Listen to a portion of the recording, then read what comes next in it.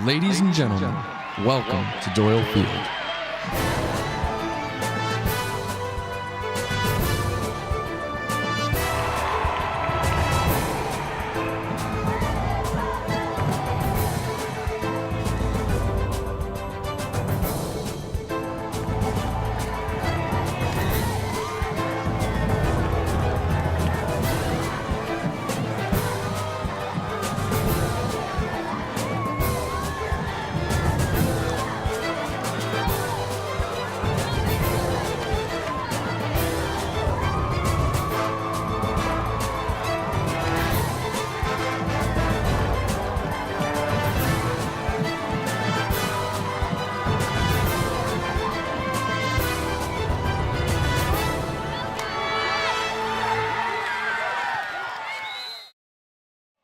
It snuck up on us a little bit, but that was the national anthem presented by the combined marching bands of both Leominster High School and Fitchburg High School. Down on the field, Barry Hudson, director of Leominster High School Marching Band, Tanya Greenlees, the director of the marching band at Fitchburg High School. Congratulations to both of them as well. And Kate, we are set for the coin toss. We certainly are. And Billy, we need your eyes. We've been This terrible has been a mess all year long, year. Bill. I've been practicing for this all season. We're glad to My have one you and only back. time to get it right. My only Today's chance. coin toss is brought to you by Woodcomb Insurance. Call them at 978-840-8700 or find Woodcomb Insurance on the web at www.woodcomb.com. And as the captains meet at midfield, it's a good opportunity for us to also welcome in our partners at Leominster TV. First time this one is going to be streaming on Facebook Live as well as on the channels of Comcast and Verizon over on Leominster TV. And they'll have our K-Zone coverage all day long as well. So you can feel free to be a part of it that way as well. Lots of different ways to participate. Replays available throughout as well. It's going to be a great day. And you can participate and bring us with you wherever you go. A fantastic crowd continuing to file in here on both sides at Crocker Field. I see the coin is up and down. Our head referee, appointed today as he has been for a number of years, although microphone shy, is Bill Goslin. And Bill, you have a result for me. Looks like Fitchburg has won the toss, and they're deferring to the second half. Fitchburg will be defending the goal to our right, and I believe Leominster will be receiving the opening half kickoff, and we're ready for some football. All right, kickoff is brought to you by Troy Hebert Construction, a proud supporter of Leominster High School football with an A+ rating from the Better Business Bureau and over 25 years experience. Make Troy Hebert your first choice for your home construction, remodeling, and damage repair needs. Find Troy Hebert online at troyhebertconstruction.com and line up your free estimate. And now, Billy, with a call of the game. The voice of the Blue Devils, and I am so happy to be back with the team, Todd Robbins. All right, Bill Thomas, thank you so much. Happy to be here as well as we get set for action. It is the 136th meeting of Leominster and Fitchburg, the 112th Thanksgiving Day Classic here on the K-Zone. As we get set for kickoff, I know all three of us consider ourselves very, very lucky to be here on the K-Zone, and I hearken back to some of the great announcing teams, of course, that came before us. Dave Clark and Mike Flynn, of course, our immediate predecessors, they're downstairs, still calling the game for FATV, but they're here as well today. And then, of course, it was Joe White with Dave Clark before that, and before that, Joe White and Ron Lamont here on WEIM, now WPKZ. And you just think about all the history that's associated with this game from a football standpoint. To be a part of the broadcast history as well is a real honor, and we are excited to bring this one to both communities today. Wherever you are, it is time for football. The time for talk is over. Yes, so let the game commence. Indeed, we will. Fitchburg's got the ball on the tee, or they are teeing the ball up. 40-yard line at our right. Damian Saavedra, great right-legged kicker. He's got the ball on the tee. 40-yard line at our right. He will be kicking from right to left. Both here on the K-Zone and with our partners on Leominster TV as well. Blue Devils defending the goal to our left, as Bill Thomas said moments ago. Here we go. Saavedra's ball teed up. He checks his line. He is on the approach, and the 136th meeting of Leominster and Fitchburg is underway. Ball will be returned from the Leominster 21-yard line with some room. It's Adam Couch. Dips a shoulder around the 30-yard line, drives the pack forward across the 35, and finally taken down at the 39-yard line. And Leominster keeps up pace with what it's been going on all year long. Kick return's been excellent. They've got great field position. First down and 10, their own 38-yard line, going left to right. And Billy, we saw it right right off the bat. Both coaches referred to it. Coach Palazzi's been concerned about it. The chippiness after the whistle. There were a lot of hits after that whistle blew. Yeah, you know, first whistle, first play, and we're already talking about it. I'm sure the intensity is going to pick up as the game progresses, and we're ready for the first play of the game here. It was a 19-yard kickoff return for the Blue Devils. 2 receivers out in the formation, 2 backs in the backfield with the starting quarterback, Pat Gallagher for the Blue Devils, a 3-7 mark this year. Good snap, handoff right up the middle for Voshan Dixon. Swallowed up after a gain of 2 to the 40-yard line. That's going to be Couch on the carry. Yep. Oh, it was Couch on the carry. 21, not 31 on the carry. Thank you. And actually, they marked him at the 39, so just a gain of 1 on the play. Pack seemed to cave forward to the 40, but a gain of 1. Second down, 9 to go. And here comes Gallagher in with the play from the far sideline. Stiff breeze here at Crocker Field. See the flag in the corner of the end zone to our far left, blowing straight from left to right down that Leominster sideline. So see if that comes into play. Wind clearly may be a factor later on in this football game. 2 receivers set out to the left. 2 backs in the backfield with Gallagher, who scans the line once again. The tight end Del Judas to the right of the formation. Gallagher asks for the football, the snap and the give this time, and I'm confident that is Adam Couch on the carry. Cut down at the sideline around the 45-yard line. Right into that Fitchburg side, and what you can see already is the emotion on the sideline. They're jacked up. Especially on this Fitchburg sideline, which is right below us here. We're not used to being on the visiting side and on the TV side, but one thing I noticed right away, Adam making that turn there, trying to turn upfield, lost his footing, ended up at the feet of the Fitchburg players here, and came up covered in mud. And that's what we're going to see as the game progresses. We're going to see steadily this field thawing out. Is already sidelines here between the 30s is very muddy now, but we'll have to watch the traction. Some conversations on the sideline, trying to keep folks on the sideline there. Bill Goslin already having it out with Fitchburg's side of the field.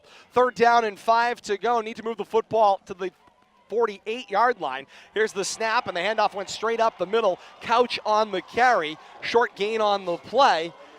Not going to be enough for a first down. Now it's going to be about, make it no gain. They move the ball back across the 45 to the 44-yard line, right in the middle of the field. Leominster will have a 4th down. If they gave him anything, it was a half-yard gain, so a 4th and 4 to go. Yeah, that play there, running a little option, Couch riding the running back, decided to keep it. Not a wise decision there. Brings up 4th and long. And back into punt formation goes Connor Marchand. He stands at his own 33-yard line. Good snap for Marchand, good protection, gets the punt away with the right foot. Wobbling on end, it will hop right around the 22-yard line, where it will be marked down there. Fitchburg will set up shop. First down and 10, their own 21, coming from right to left. 9:11 to play here in quarter number 1. No score. Leominster and Fitchburg, 136 meetings of these 2 storied programs. Check of our time and temperature brought to you by North End Subaru, a proud member of the Colonial Automotive Group, located at Route 13. That's 757 Chase Road in Lunenburg. Online at northendsubaru.com. 36-yard punt for the Blue Devils to put Fitchburg back at their own 21-yard line to start their first offensive drive. For those of you watching and listening, number 1 is Sal Figueroa. And he's dotting that I, a straight back I coming right to left. He gets the pitch from the quarterback, Andrew Brooks, who comes in with a 5-5 mark. He got some protection across the 25-yard line, and he's dragged down around the Red Raider at 30, make it the 28-yard line. Gain of 7 on the play. Yeah, strong run on first down. That time and temperature brought to you by North End Subaru. 33 degrees, 7 minutes past 10. High temperature today, we're going for 42 degrees. We got a ways to go as the sun continues to pop out here at Crocker Field. 2nd down and 3 to go. Straight back I, Figueroa dots. 2 receivers at the open side left, and Brooks is under center with the snap. Give it to Figueroa again. Got some room, and now he's got the left sideline. He crosses the Raider 40-45. He's got first down at midfield into Blue Devil territory. No, stepped out of bounds around the 49-yard line. Billy, this is exactly what we talked about in the pregame. Was Fitchburg going to change things up a little bit and go right at the weakness of Leominster's defense? All year long, Leominster's defense has struggled when backs have bounced it to the outside and run along the sideline. Containment has been a problem, particularly in the 2nd level of Leominster defense. 2nd offensive play of the game, Sal Figueroa bounces it outside, and it works like a charm. Starts between the tackles and gains the corner. You're exactly right, Kate. On first first down from the Raider 49, out of that familiar eye again. There's another Figueroa carry right between the guards this time into that A gap, crosses midfield officially to the Blue Devil 48-yard line. It's going to be a gain of 3 on the play for Fitchburg, bringing them officially into Leominster territory.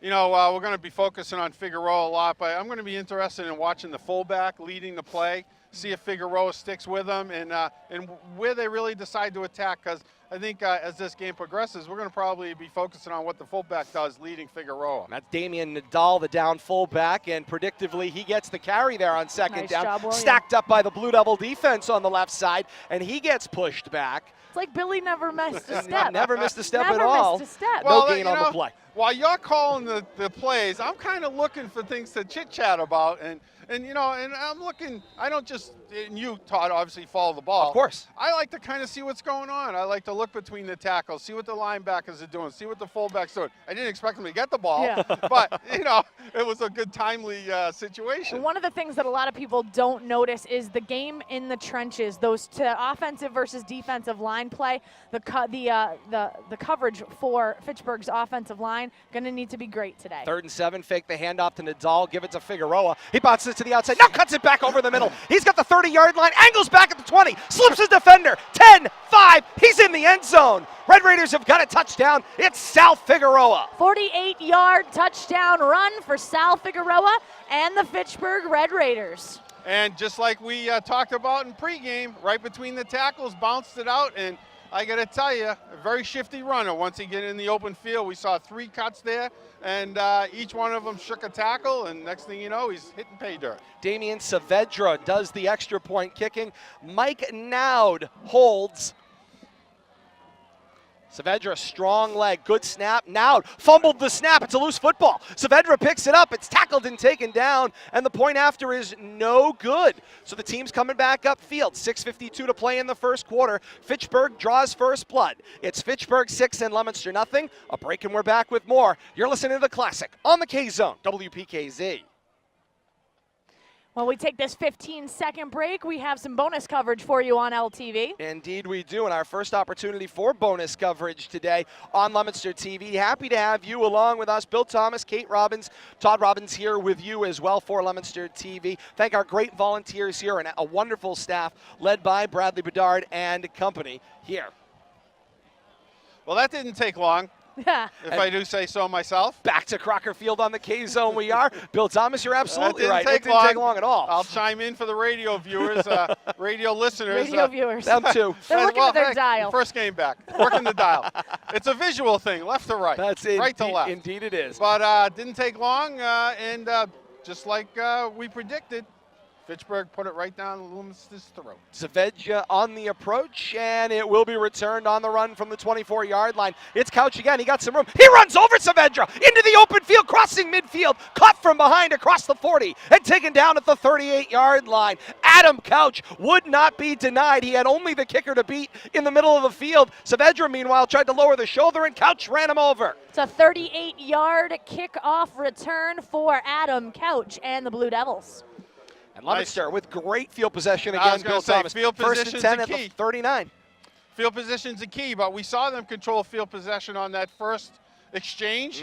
Didn't really do Leominster any good here. They really got to put it in the end zone here. They can't fall behind early. It's just going to lead to bigger problems. It's going to be punch for punch in this football game. 3 receivers out in the formation, 2 at the left.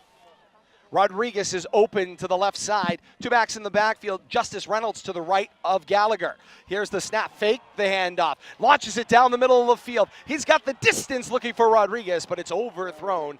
Incomplete. The ball sailed just a little bit at the end of the play. Brian Rodriguez, the intended receiver, and he had beat his man down the field, and Gallagher just missed him. Yeah, I think we're seeing a little bit of Charlie Raff's coaching there. It looks like Fitchburg's a man-to-man, almost daring Leominster to throw the ball. Yeah, and Leominster hasn't had a lot of success throwing the ball, and I'm quite sure Charlie's well aware of that. I think he's well aware of that, and not only that, it does tend to take Pat Gallagher and his receivers a little while to get into a rhythm. We see a lot of those long passes down the middle of the field that go long, but once they get into a rhythm, they start to be able to mix things up and become a multi-dimensional offense. 2nd and 10 from the Raider 39-yard line going left to right. Good snap for Gallagher. He gave it to Justice Reynolds this time. He's got some room moving laterally early to the left of the formation. Turns left corner at the 35, and he's angled out of bounds right around the 31-yard line in the neighborhood of a first down. Looks like at least a gain of 9 for Justice Reynolds. A nice block out there leading the way by Brian Rodriguez, number 4, helping set the edge there,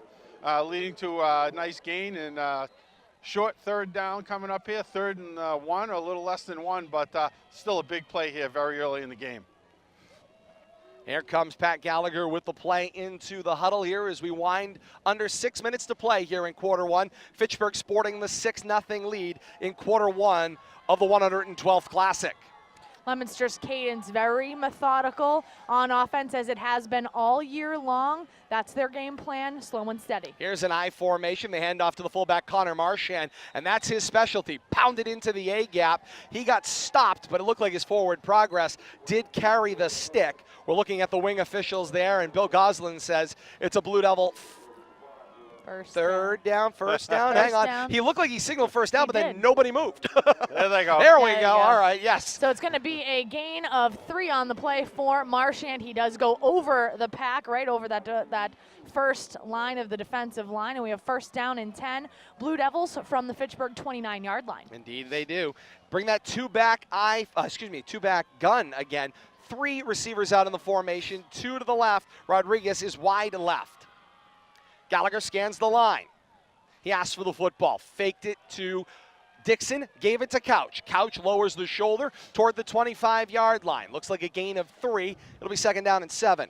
Looks like Leominster's not shying away from the middle of that pack with the offense here, running that ball right up the middle. I think they're both trying to set that tone, and we're not used to seeing smash mouth football. At least I'm not from Leominster. I know they've had to change things up this year. And, much less finesse. And, you know, if you got to go toe-to-toe with your opponent, that's what you got to do, and we're seeing that early on here. Couch and Dixon in the backfield with Gallagher. 3 receivers out in the formation. Del Judas, the tight end, is wide to the right, and now Pat Gallagher took a look at the Fitchburg defense, and he asked for a timeout. And so Leominster will take a 30-second timeout, stopping the clock with 4:34 to play in the first quarter, in Fitchburg with the 6-0 lead. Came out quick, did the Red Raiders of Fitchburg. And as advertised and as promised, Sal Figueroa is everything that he has been advertised. He can walk the walk, and everybody's been talking the talk for him. So he's been very impressive, and as we've seen, this Fitchburg offense is not one-dimensional, even though they've primarily been running the ball, only been running the ball. But the nice thing is that they've been going right through that A-gap, right up the middle, and bouncing it out to the edges to keep Leominster's defense on their toes. 2nd down and 7 from the Red Raider 25-yard line, going left to right. Shotgun set, 2 backs in the backfield, 3 receivers out in the formation, and here's the snap. Give it this time to Adam Couch. Couch lowers himself toward the 20-yard line, down around the 21. Looks like it will go for a gain of 3, maybe 4 more, and it'll bring up 3rd down and short. Same situation as the last set of downs here, but once again, a critical 3rd down. I wouldn't really call it short, Todd. I think we're looking at a long 3 here. Yeah, 3rd, maybe medium. Yeah. 3rd and a long 3. But Leominster's got to keep this drive going to keep some momentum. Obviously, it's not a day for kicking field goals, even not in range. But last thing you want to do here is turn the ball over on downs and allow Fitchburg to get more momentum. Straight back I formation. Marchand the down fullback. Couch dots. 2 receivers to the left of the formation. Gallagher's under center. 2 fakes. Bootleg it out to the left. Throws underneath for Marchand in the open field. Passes complete. Cut down right around the 11-yard line. And that's a Leominster first down. And that's a play that, of course, was a signature of the Leominster offense in years past that they've really struggled with this year. And they've been able to find Marchand there over the last couple weeks. I mean, when you had a play like Anthony Dandini operating out of the fullback and running that short yardage passing game across the middle, and pretty much taking on any and all comers when he got out in the open field, and you know he was a load, and I think that's something that's been missing from the Leominster offense. But nice to see Connor Marchand fill in that role. Here's a 1st and 10 from the Red Raider 12. The motion man comes left to right across the formation. It's Jack Young. The snap, roll out, throw back across the grain. Passes complete to the eligible receiver. That's Vargas Vasquez bouncing it to the outside. He will get cut down across the 10-yard line around the 9. Trickeration for you, Billy. Indeed there is. Make the guard, in that case Vasquez, set him up to the outside of the tackle spot and make him eligible. That got a little nifty there. And I was wondering, that almost looked like a lateral. It was very close, and but the play looked a little cumbersome, I guess, to say the least. Yes. But it's nice to see Leominster trying something new, and it gives Fitchburg something to think about. I almost think that looked like that might have been another throw involved in that play if the beginning of that might have been a Very little cleaner. Patriots-esque, Yes, very O'Connor to O'Connor-esque as well for Leominster. That's a classic One of my best play. memories. The Baltimore Ravens are on the line. They say that's illegal. 2 receivers to the open side right of the formation. I'm eligible. Yeah. Single receiver is dealt. Judas, the tight end, open to the left. 2 backs on the snap out of the gun. Faking the rollout. Gallagher throwing on the run. Looks underneath. Passes caught in the end zone. It's a Mike Viola touchdown. That's the way to go, and that's the way to open it up. Run the ball down the field and then open it up with the passing game. And it's nice to see Pat Gallagher on target early in this game. The 9-yard pitch and catch. Gallagher to Viola for the touchdown. You know, you talked earlier, Kate, about how Gallagher has struggled early in games. And we saw it on that first long pass there, the overthrow. But he's quickly found his mark with the short passing game, and maybe they found something that could be the key to success today. Knotted at 6. Gallagher to hold. Pablo Rodriguez to try the extra point. Snap ball down. Rodriguez drives it up and through. Teams coming back up the field. 2:13 to play in the first quarter with the score. Leominster 7 and Fitchburg 6. A break and we're back with more. You're listening to The Classic on the K-Zone. WPKZ. Bonus coverage for those of you joining us on Leominster TV today. There was a flag down on that point after. The call was offsides against the Red Raiders. Penalty was declined, and the extra point is good. 7-6. Leominster over Fitchburg, Kate. We take a look at the scoring drive. 8 plays for Leominster covering 38 yards. Time of possession, 4 minutes and 52 seconds. It ends on the Pat Gallagher pitch and catch to Mike Viola, 9 yards. The extra point is good. Leominster is up 7-6. Nice job there getting that field position.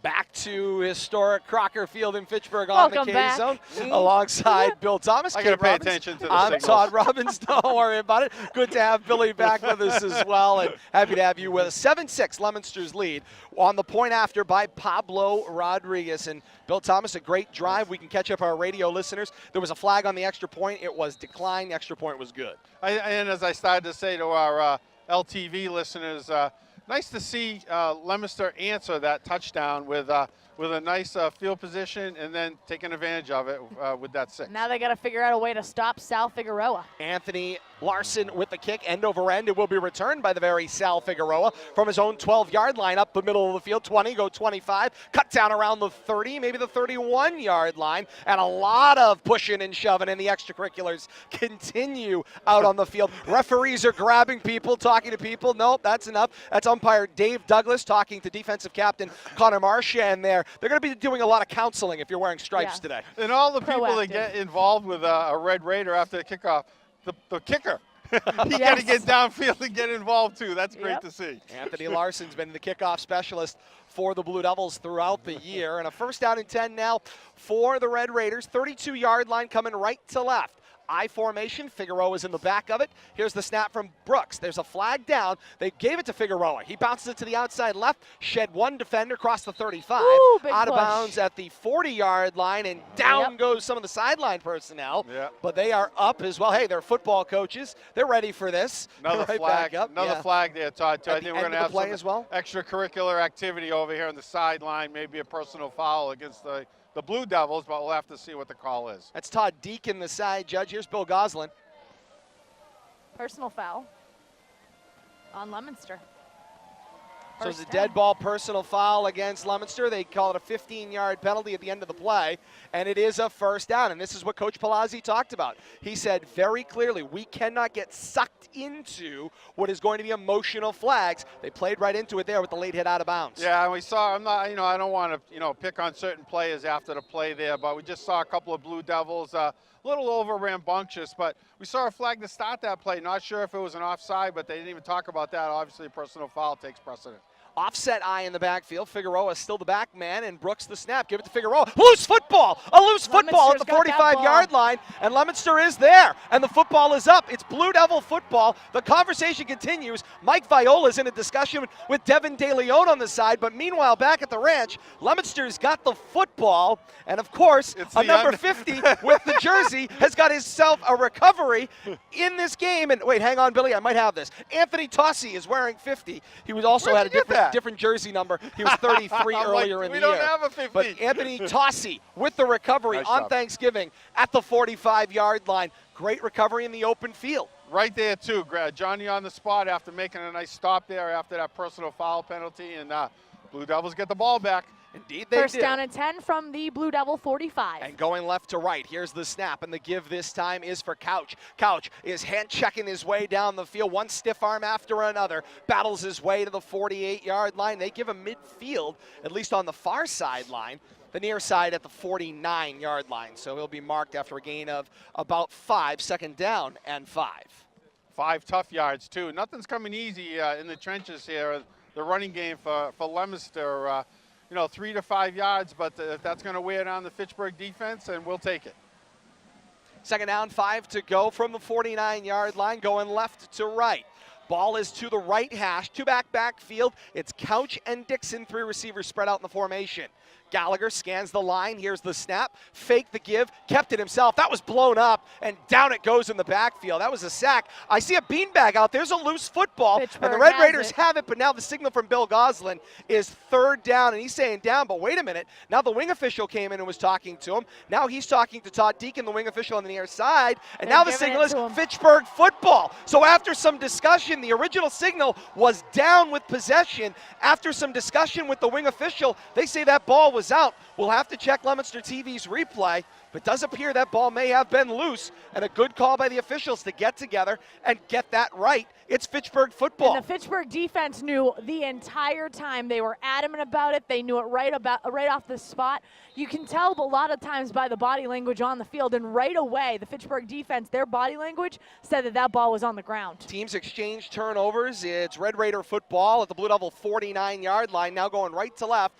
56 seconds to play in this first quarter. 2 fakes and the rollout. Now the keeper here for Brooks. He's got some room into the second level. Across the 45, go 40. Shoestring tackle at the 38, maybe the 37-yard line. But it's enough for a Red Raider first down. That play looked like it was dead from the start, and Brooks just kept rolling it out, waited for the play to develop, and found the open field against the grain. And we saw a little bit of slippery footing there exhibited by Brooks, but is able to maintain enough of his balance so he made that first down. Let's go back to that fumble. It looked like number 50, Ron Fernandez, was the player on the ball for the Red Raiders to create that turnover. 29 seconds on the game clock. And here's the snap for Brooks. Give it to Figueroa. Shifty, dances it to the outside left, crosses the 30, brought down at the 28-yard line. He'll be about a yard shy of the first down, needed to get to the 27. And Todd, the word that you just used is absolutely apropos in describing Figueroa's running style. Shifty. He likes to run vertically down the field through those tackles, like in between those tackles, primarily the A-gap, but his lower half, it shifts back and forth, and if you're not looking at the right thing, if you're a defender, then you're tackling air because he's already moved on. Got some discussion down here. Oh, they're going to have a measurement here. Yeah, the they're clock bring that is in. stopped. Mike Thought they were going to Viola run out the quarter was here. still pleading the case for the Blue Devils. Viola's going, I'm going, hey, look, I got nothing to do with this. He's giving the old hands up. Yeah. I got nothing to do with this conversation on the sideline, and the officials weren't necessarily, they were listening, they weren't necessarily buying. I think this one's going to be just shy. And it looks like, yes, they Good stretch eyes. those chains out shy by maybe about 6 inches. It'll be Second down and 1. Second probably down and a very short yard, probably about 6 inches, as your white hat Bill Goslin brings those chains back. 4.8 seconds to play here in the first quarter. We'll see if the Red Raiders elect to run a play. Tom DiGeronimo off the sideline talking to the wing official Todd Deacon.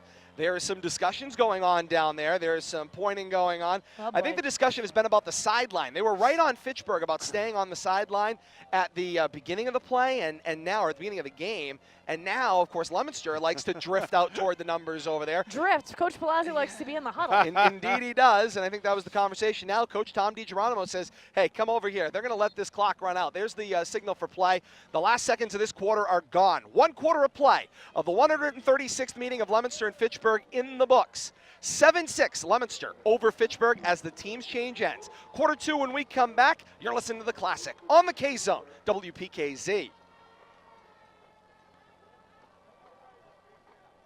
Bonus coverage for our viewers on Leominster TV today. What a first quarter of action, Bill Thomas, we just saw. Yeah, I mean, very well played, evenly played, exchange of turnovers. but I'm happy with what I'm seeing out of both teams. I believe we're in for a very competitive game today. And if I could just add, Todd and Kate, last time I was in here, there was a lot of fans disguised as bleachers. Indeed there were. Today, there are a lot of fans here. Indeed there are. It is great to see. Great to see. It is indeed. Both sides filled today. Not quite the 11,000 that were here 99 years ago. For the first time, these two schools met on the Circle Street grounds, now known as Crocker Field. But heading toward, Kate is giving me a signal here. 2,000. 2,000. 1918 had 2,000 fans. 1918 had 2,000. 11,000 sounds better. 11,000 was the. I think it was either the next time they played here a couple years Imagine later. 11,000 people. I can see 11,000 in Doyle, but I don't know about here. But wow. But this is great. Back on the K-Zone, second quarter action. Red Raiders going left to right from about the 27-yard line out of an eye. The snap, Damian Nadal, the fullback on the carry. He gets the 6 inches necessary for a Red Raider first down, moving the football to about the 26-yard line of the Blue Devils. And again, it's enough to reset the sticks. It'll be a first down and 10 to go from the 26-yard line. Chain gang a little slow over there today. I think they're getting a little frozen already in the first half. Just to reiterate, well, I'll let this play run, but I just want to comment what I commented about off air to the LTV fan base. Brooks scans the line, fake to Nadal, give to Figueroa. Figueroa steps in the bear trap, and down he goes in the backfield. Nice job there quickly. Blue Devil defense got in there. Connor Marchand, yes. the linebacker. Connor Marchand grabbed onto Sal Figueroa's foot, and he held on for dear life. But I don't think we're going to see Figueroa get taken down by one player today on any single play. And that's what you got to do. The first guy's got to hang on and wait for reinforcements to show up. Just to mention real quickly, I love the crowd I'm seeing here today. I'm not seeing fans disguised as seats. I'm seeing fans and the student body down there. Fitchburg's getting great support today. And now whistles kill the play, and conversation. Yeah, they had to get the down marker corrected. It is second down, and they marked it as a short loss on first. So everybody's second down, cold. about 11 here. Ball at the 27-yard line. Brooks points out a blitzing linebacker. He's got an eye behind him. Three-step set, looks out and throws. It was a wobbly pass, and through the hands of the intended receiver, Devin De Leon, coming on the slant from the right side of the formation. Once again, I'm going to comment on the crowd. Look at all the blue across the way. I tell you, that's what I really love about this rivalry and just being involved with Blue Devil football. The crowd is there no matter where you go. And but it's great to see this renewed interest in this rivalry that's, to the extent that we haven't seen the last 3 or 4 years. And that's what it takes as both communities, two strong communities. We talked about it on Recipe all the way through. Bottom line, in any great rivalry, it takes two. You got to have two teams that are there. Great to see both communities here in full force today. Out of an eye, offset slightly. Here's the snap. Give to Figueroa on third down and 11. Figueroa's going the wrong way downfield. Connor Marchand again on top of him. Loss of at least 3 on the play. Back toward the 30-yard line, marked down at the 29. I wonder if Figueroa's been tackled at any point this season, 2 carries in a row for losses. From what I've seen from him, I find that hard to believe. But knowing the intensity that Connor Marchand brings to the field, it doesn't surprise me that he's in on 2 tackles for loss of yardage against one of the best running backs in Central Mass. Fourth down and 13 coming up for the Red Raiders here. Need about the 16-yard line of the Blue Devils for a first down. Offense is staying out on the field for the Red Raiders. Indeed they are, and they're going to likely look at either a quick pass to the outside or Sal Figueroa. Here's that swept back eye. Figueroa dotting, Brooks under center. 3-step, make it a 5-step set. A little slip there. He launches downfield. Looking for De Leon in the end zone. Jump ball and incomplete. And that brings the blue sideline to their feet. It'll be a turnover on downs. Leominster defense holds in their own half of the field. And the main reason is that they held is because of J.C. Cora Jr. coming across from his safety position, playing safety to a T right there, coming in late and breaking up that play at the last second. A lot of contact on both sides of the ball on that one, battling for a position on that ball, but no pass interference on either end. They're going to let them play. Yeah. That's one of the things you kind of have to do in this game. Proactive officiating with regard to the chippiness on the field, but otherwise letting both sides play. They're going to do everything they can to just let them play today, Kate. I agree with you. And off that turnover, first down and 10 to go. Leominster at their own 29, coming right to left. Out of that two-back set in the gun, snap for Gallagher, give to Couch. Couch trying to shed defenders, he can't. The pile kept growing on him, and down he goes. Short loss on the play, 2, maybe 3 yards, and it will be second down and long. Yeah, the left-hand side of that Red Raider defense just blowing right through the offensive line of the Blue Devils there, and Couch never had a chance to make the corner, and he's fighting off defenders just as soon as he gets the ball, which leads to about a 3-yard loss there. Leominster needs their own 39-yard line for the first down. They'll snap this one from about the 27. Two-back set in the backfield again. Gallagher in the gun, 3 receivers in the formation. Rodriguez is wide to the left. Scanning the line, little counter motion at the snap. The give was a fake. Now a rollout to the left. The throw, it's wobbling. Oh. Making the catch at the sideline is Rodriguez, and he Out is of bounds. out of bounds. Yes. Wing official said he ran out of space. That's a good Could call. not get a foot down. I think he had one down, and I let's don't go to the know. replay. Yeah, pass incomplete is I the wanna look at ruling this. on the near sideline, and Todd Deacon, the wing official there on that Fitchburg sideline, says incomplete. I have him out of bounds. We get a look at the replay here from our friends at Leominster TV, and Well, yep. yeah, his first foot Half was foot. on the white, Yep. and the white is out of bounds. Great call by the official right on the spot there. Indeed he was. He played the drama up a little bit, waited, Yeah, he came all the way waited. down to the spot, and then We pulled him love out of that, bounds. though, on a day like today. Absolutely. We absolutely keep people in suspense.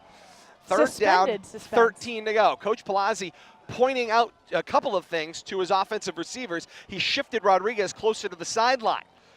Two-back set now. Here's the snap for Gallagher. 5 steps, throws, Oh. the comeback complete on the screen to Rodriguez in the middle of the field. He's got the 35, go 40, and he's cut down shy of the 45-yard line, but it's a Leominster first down nonetheless. Well-designed play right there, and just letting the defensive line come in. Offensive line did a great job selling that. Nice center screen, and Brian Rodriguez did the rest. And nice about 14-yard gain there for a first down. 17-yard 17 pickup. yards. Yep. 7.5 minutes to play here in quarter 2. 7-6 Leominster's lead. Teams have jockeyed back and forth. They've exchanged turnovers, and now Leominster with a sustained drive here in the early going here of quarter 2. I feel the sun. It's 2 coming. receivers tight to the formation on the right. Snap. Here's the rollout. Gallagher looking downfield. He throws but through the wing official. The pylon over there. The marker cut down one of the stickmen over there into the water area. That was Mike Viola trying to make the catch on the sideline. Everyone's up and Oh, appears boy. to be okay. Counting A his lot of teeth. times, the people who are holding those markers They gotta will hold 'em. drop them and they'll run. I don't think he There's had no time. space. Yeah, there There's was no no room to space. go. Well, I got to tell you, that official's looking back into the sun. Yes. So let's give him, maybe a little bit of leeway there. But the sun is directly over our, what would that be, the south end zone maybe? East. Coming up kind Kate's of that usually way. better at that Yeah. cardinal That's your direction. that's But, your east end zone. Yeah, right in the eyes of the Red Raiders and the officials that are looking down that way. 2 receivers open to the left of the formation. Counter motion at the snap. Oh. The backs ran into each other. Gallagher got the handoff to Couch. He was falling. He does fall forward across the 45 and down around the 46-yard line. Gains 2 on what was a busted play. That's the type of play that leads to a ball on the ground and a turnover Yes, right there. indeed. 2 running backs converging at the point of the handoff, and luckily one of them was able to get that in their grasp and actually turn that into a couple of yards. Next chance we get at the break of an action here. We'll get our hardworking player spotlight from Billy and Kate here on this first quarter of action. My toes are working pretty hard. 6.5 minutes to play here in quarter 2 and a 7-6 Leominster lead. My heated blanket's working pretty hard. Third too. and 7 in a gun. 2 backs with Gallagher, 3 receivers spread in the formation. Good snap. Gallagher set, flushed out of the pocket. Now he's going to run. He'll go to the right side and he'll launch the ball out of bounds. Incomplete. Coach Palazzi frustrated over on the sideline. Not happy with his quarterback, it appeared, as he rolled away from Kate, what you're Very point as an open. open receiver. Very open, Mike Viola. I think that Pat Gallagher went to his second check a little bit early. Didn't like what he saw on the left side, but if he had waited just another heartbeat, I think that he would have seen Mike Viola, number 12 for Leominster, streaking down the field in single coverage with quite a bit of room, streaking to the sideline. And now whistle, some personnel problems. Tom DiGeronimo not happy there. He had the wrong return man out in punt formation. Sal Figueroa is now out. They have to take a timeout in order to get the right personnel out there. So Figueroa is going to be in punt return formation, standing at the Red Raider 22-yard line. Interesting call here by Coach Palazzi. For those of you that follow Leominster High School football, he is generally one of the most aggressive offensive play callers, and to be around midfield and to be playing field position. Whistles and a flag kills the play. And now here comes the wing official from the Leominster sideline to talk to Bill Goslin, crew chief here for a number of Thanksgivings. It is encroachment. So that's going to be on number against Fitchburg. That's going to be on number 10, Antonio Ware, the defensive back, attempting to draw the Leominster's offense offsides. They do draw Leominster's offense offsides, but they are penalized. Leominster says thank you very much. Got a little chippy there on the sideline, and of course they're going to want to watch out for that. And that's that whole thing. You don't want to get drawn into the ridiculousness. Jack Philbin was speaking up there, as was Pat Gallagher, who's now coming back on the field. So here comes, after the 5-yard enforcement, brings the ball to the 49-yard line. 4th and 3 here. It gets him on the right side of midfield, yes, so you got to go for it and now. And again, Coach Palazzi is generally a very aggressive offensive play caller, so when he gets around midfield, he generally does go for it. He's going to ask, I believe here, for a quick timeout to be able to talk this one over, and I think we're going to keep it here more than likely. But we have a situation where he always, especially 4th down and moderate when he's around midfield, he generally goes for it. So that's why I was a little bit surprised that they were going to punt there. And Fitchburg, number 10, Antonio Ware, does draw Leominster off sides to pick up 5 yards to make it now a 4th down and short on the Fitchburg side of midfield. And the argument continues down on the field between both coaching staffs. Tom DiGeronimo not happy with how far out on the field Coach Palazzi is. Coach Palazzi not happy with how far out on the field the Red Raiders are on their coaching staff. So the bickering continues through crew chief Bill Goslin. Let's call it showmanship. Indeed it is. 4th down, 3 to go. Leominster needs the Red Raider 46 for a first down. Spot in the middle of the field, out of an eye. 2 fakes, here's the rollout. Defender falls down, gives Gallagher some room. Faking downfield, he tucks it himself. He reaches for the 45-yard line. He dives into the Fitchburg bench. He is marked right around the 47-yard line. Todd Deacon marks him out of bounds. Connor Marchand thinks he's got a first down here. I'm not convinced. Red Raiders don't think so. The other problem that we have is the line official on the Leominster side of the ball had given him 2 additional yards beyond the first down marker and has since moved back to the first down marker, but the line official on the Fitchburg sideline has the ball marked well short of a first down. So you have differentiation on either side with the line judges, and now you have Coach Tom DiGeronimo in the face of the white hat today as well. And of course, Pat Gallagher saying, Where's I reached. The ball is over here on the sideline. Ball's on the sideline. We're taking a look at Leominster TV's replay here. Yeah. And unfortunately, because of where the Red Raiders are standing on the sideline, we can't see where the foot goes out of bounds. Yeah. It looks like from where the mark of the ball is, they think it was out of bounds before he reached forward right around the 47-yard line. So that's about where the ball is. This We looks still well can't see short, it. too, A I huge it's gonna measurement be well here. short. Yeah. Fitchburg seems convinced. Bill Goslin's already convinced. They drop the chains, turnover on downs. Fitchburg's defense stands. You know, it's unfortunate there too, but both teams are playing on the same field, and not seeing that last cut there, I think that we had a little slip there right at the end of that play, and Pat's he went to cut, lunge for those last 2 yards, and I think his foot slid out of bounds right there. But what a great effort on his part to understand the physical awareness of exactly where he needed to get that ball. You don't see quarterbacks lunging themselves forward, outstretched like that in midair. He knows exactly where he needs that ball, and what a great effort. Our hardworking player spotlight is brought to you by Workers Credit Union, home of the $3 million give back program. The more you bank, the more you get back. Check them out on the web at WCU.com. Workers Credit Union, doing what's right for you. Our Workers Credit Union hardworking player spotlight. Well, I got to tell you, I'm kind of torn right now, but I like the way Pat Gallagher's been running the offense up to this point. With let's give an honorable mention to Connor Marchand. He's been very strong on defense. And right away, here comes Brooks on first down and 10. Back on a 3-step set look, screen out to the left. Pass is complete. It's complete in the hands of Ozzie Guy. Guy turns the corner at the left of the formation. He's dragged down around the Red Raider 49-yard line. It's going to be a gain of 1 on the play. I think that was Cora Jr. out there again on that defensive play.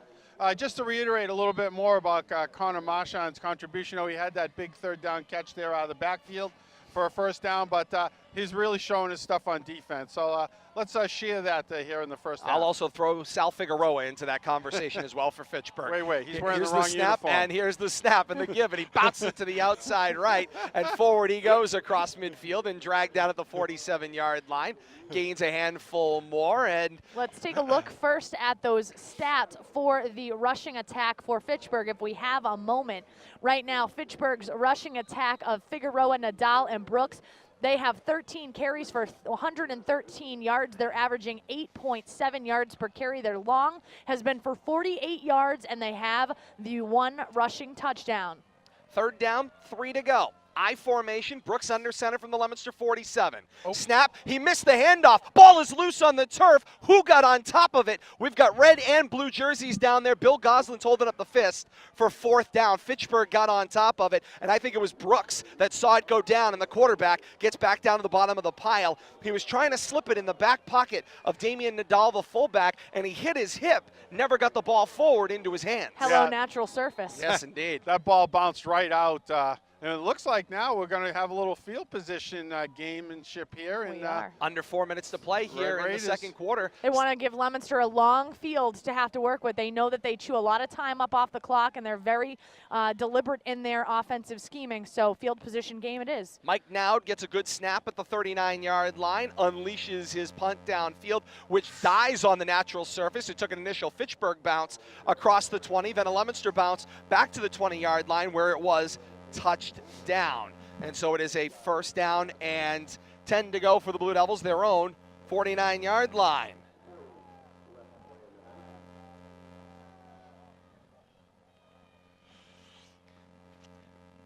So it'll be a first down and 10 to go. They marked it actually at the 19-yard line where it was touched down. I think it's a good chance for the Blue Devils here to make a statement going into halftime. If they can just control the clock here through this rest of the first half and put another score up, it'll be a great momentum builder. Out of an eye. Here's the snap for Gallagher. Gallagher gives to Couch. Couch bounces off the pack. Out to the right side he goes toward the 25-yard line where he's dragged down after a gain of about 6.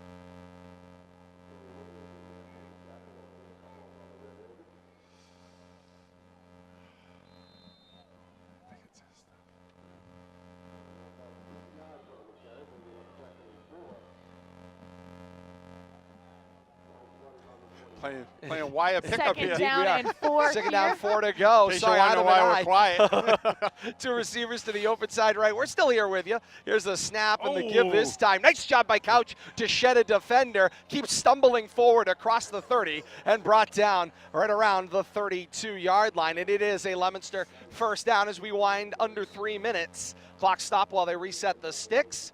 7-6 Leominster on top of Fitchburg inside of 3 minutes to go here in quarter 2. Shed a defender. No, it was more like step on and then over the defender. Do what you got to do. Which led to a nice first down and keep the clock moving, move the chains. This is already Leominster's 5th offensive possession. This will be their 23rd play from the line of scrimmage.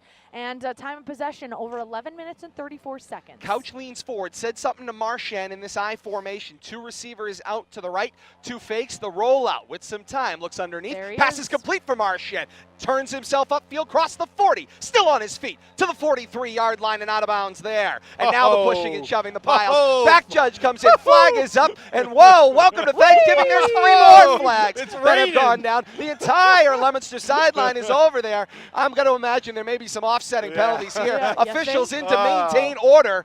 And wow, the conversations ensue. And Coach Palazzi standing there going, I told you, if you didn't get control of it, this was going to happen. Coach DiGeronimo and Raff both halfway out there to the hash marks, want to know what's going on. Welcome to Thanksgiving football. If anybody said the rivalry was dead, I give you that and that alone. You see no signs of that. We have a strong heartbeat here today. A lot of emotions flying on both sides of the ball here, both sides of the field.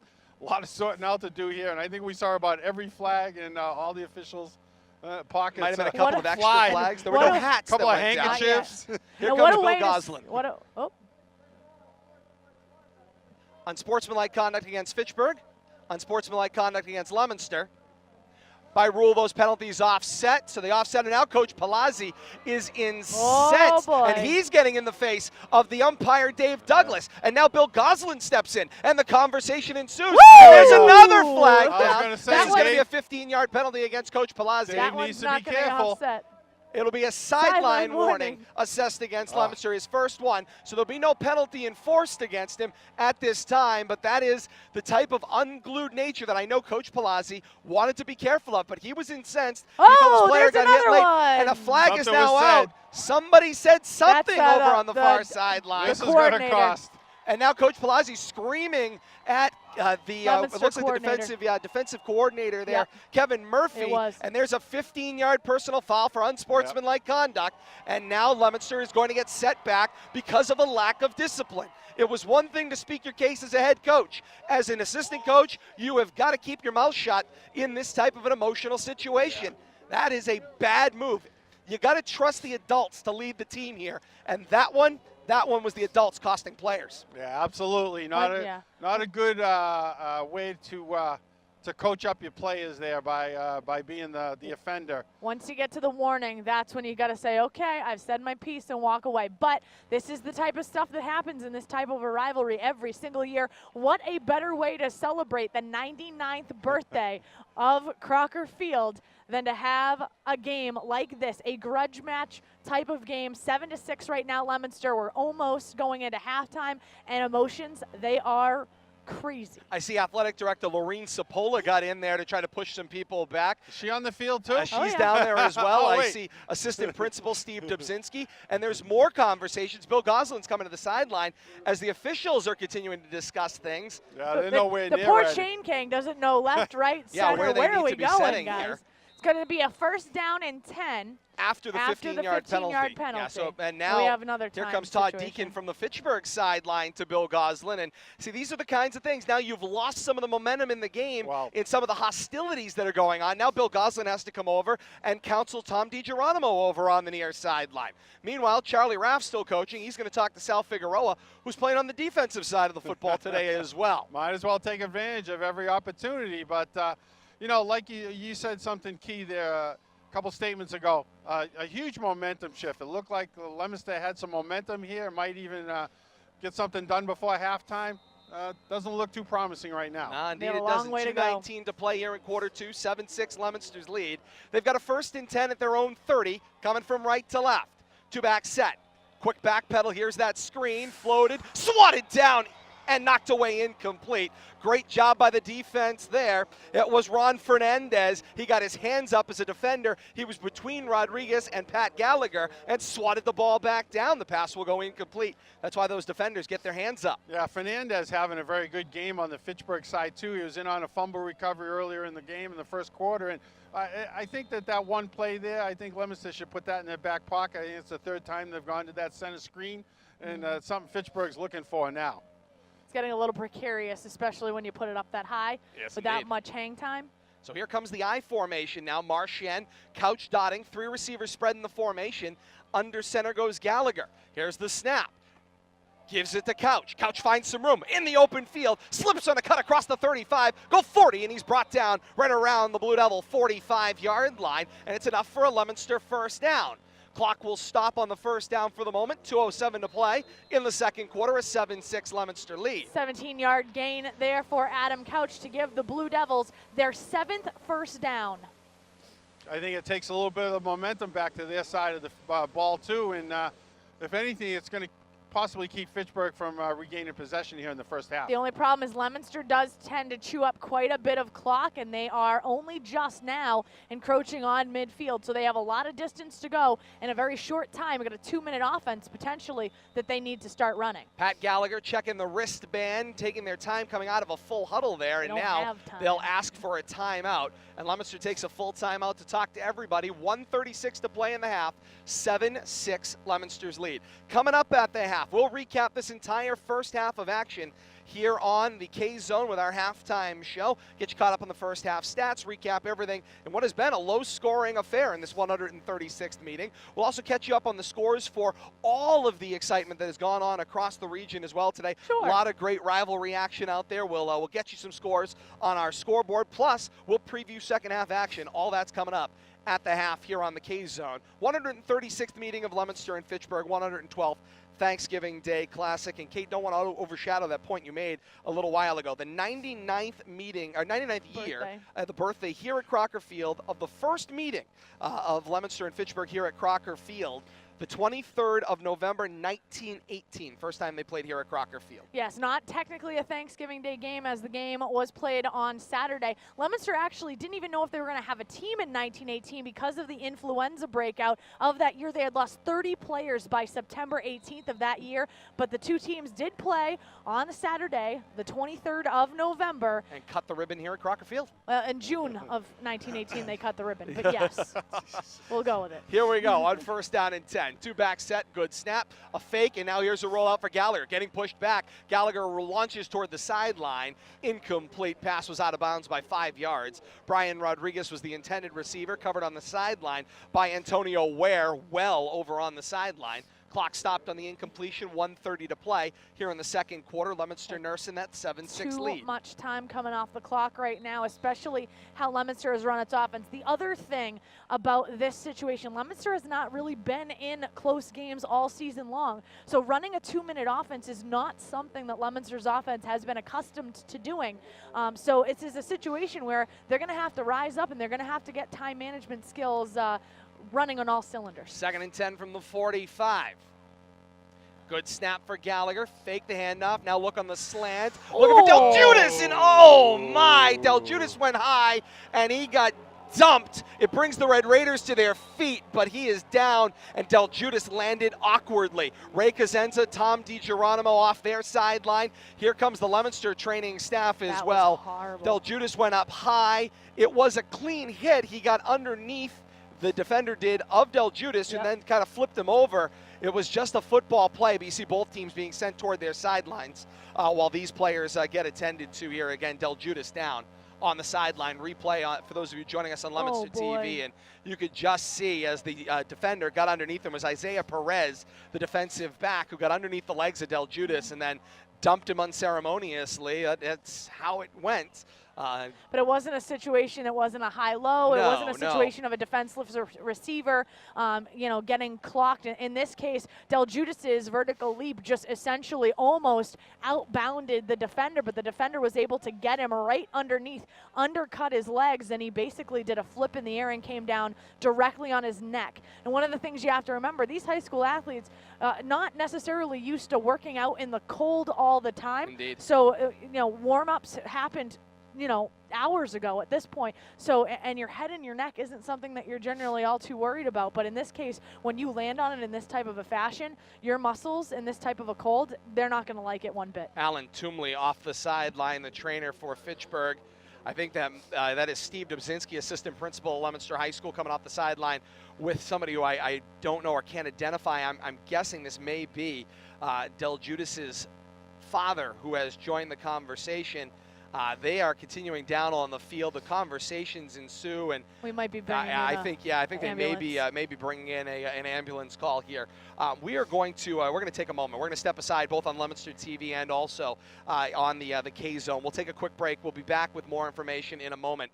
You are listening to the 136th Classic here on the K-Zone.